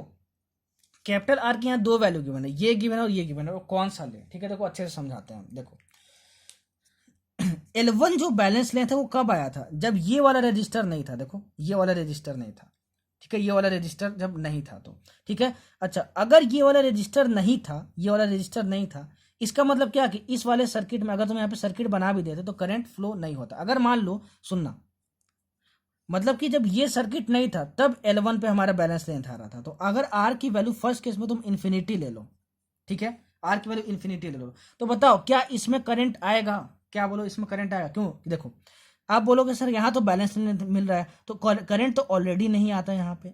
ठीक है, तो यहाँ तो करंट नहीं आएगा, लेकिन अब क्योंकि ये सर्किट जो क्लोज हो गया, देखो ये वाला सर्किट, ये सर्किट क्लोज हो गया, तो ये वाला जो जाई बैटरी है इस सर्किट में आपस में ही करंट फ्लो करवा सकता है। लेकिन R is equal to infinity हुआ, मतलब इन्फिनाइट रेजिस्टेंस हो गया, तो I is equal to V/R होता है, तो इन्फिनाइट रेजिस्टेंस हो गया, मतलब करंट कितना हुआ, 0 हुआ। करंट कितना हुआ, 0 हुआ। मतलब जब R इन्फिनिटी हो जाएगा तो इसमें करंट कितना होगा, तब भी 0 होगा। मतलब ये वाला जो सर्किट है वो फालतू हो जाएगा। मतलब कि बैलेंस लेंथ हमको जाई और स्मॉल R के वजह से ही बस मिल रहा है। कितना मिल रहा है, L1 मिल रहा है। मतलब कि हमको ये जो बैलेंस लेंथ है R is equal to infinity के केस में ये L1 की वैल्यू गिवन है, और जब हम लोग R इज इक्वल टू 9.5 ओम ले लेंगे, यहाँ कितना लेंगे 9.5 ओम ले लेंगे, अब ये वाला इस वाले सर्किट में आपस में करंट फ्लो करवा सकता है। और अब हमको जो बैलेंस एलिमेंट मिलता है वो कितना मिलता है, L2 मिलता है। तो इसके कॉरस्पॉन्डिंग में हमको बैलेंस एलिमेंट मिलता है 2.85 मीटर, मतलब ये हमको दिया हुआ है L2। और R की वैल्यू कितनी गिवन है हमको, R की वैल्यू हमको गिवन है 9.5 ओम। अब सब कुछ मिल गया, R मिल गया, L1 मिल गया, L11 मिल गया, L2 मिल गया। तुमको ये फाइंड करना कर लेंगे, कैसे फाइंड करेंगे, ये फाइंड करेंगे L1 मतलब कि 3/L2 मतलब कि 2.85 माइनस 1 इंटू कैपिटल आर मतलब 9.5 इसको सॉल्व करोगे आप तो आपको मिल जाएगा 0.5 ओम। कितना मिल जाएगा, 0.5 ओम। ठीक है, तो देखो इसका कितना बेहतरीन तरीके से आंसर आ गया। बस एक लाइन में ये फॉर्मूला यूज करना था और कैसे क्या पहचानते हैं मैंने वो बता दिया। तो देखो ये आपका रिवीजन लेक्चर था, तब भी मैंने इतने बारीकी से और इतना वक्त लेके आपको समझाया। ठीक है ना, पोटेंशियोमीटर पे ही मैंने, मुझे लग रहा है कि मैं 30 से 40 मिनट लगा चुका, और ये मैं आपको रिवीजन लेक्चर में समझा रहा हूँ। ठीक है, तो रिवीजन लेक्चर यार मेरी तरह कोई नहीं करवाएगा पूरे यूट्यूब पे, तो यार मैं इतना एफर्ट डाल रहा हूँ, तो आप लोग भी थोड़ा सपोर्ट दिखाओ। ठीक है, क्योंकि मेरा पूरा रिवीजन लेक्चर मैं क्लास 11 का करवा चुका हूँ। ठीक है, फिर भी उस पर उतने मतलब कुछ चैप्टर्स पे तो व्यूज़ काफ़ी अच्छे हैं और रिव्यूज़ बहुत अच्छे हैं, लेकिन कुछ चैप्टर्स बच्चों ने देखा ही नहीं है। मतलब जैसे सर्कुलर मोशन हो गया, वर्टिकल सर्कुलर मोशन हो गया, रोटेशन मैकेनिक्स हो गया, सब कुछ अपलोडेड है चैनल पे, लेकिन बहुत सारे बच्चों ने देखा ही नहीं है यार। तो वो सब चैप्टर्स बहुत ईजी हैं। ठीक है, वो सब करके जाना नीट एग्जाम में, छोड़ना नहीं उन सबको। ठीक है, क्योंकि सेंटर मास से, वर्क एनर्जी पावर से सब क्वेश्चन बहुत इजी आता है, तो वहाँ से आप बहुत अच्छा स्कोर कर सकते हो। इसलिए मैंने पर क्लास 11th लाइन वाइज सब कुछ करवा दिया। 11th पूरा कंप्लीट हो चुका है, प्लेलिस्ट बना हुआ है चैनल पे, अलग से आप चेक कर सकते हो। पूरा लाइन से देखो यार, आपके भलाई के लिए बोल रहा हूँ।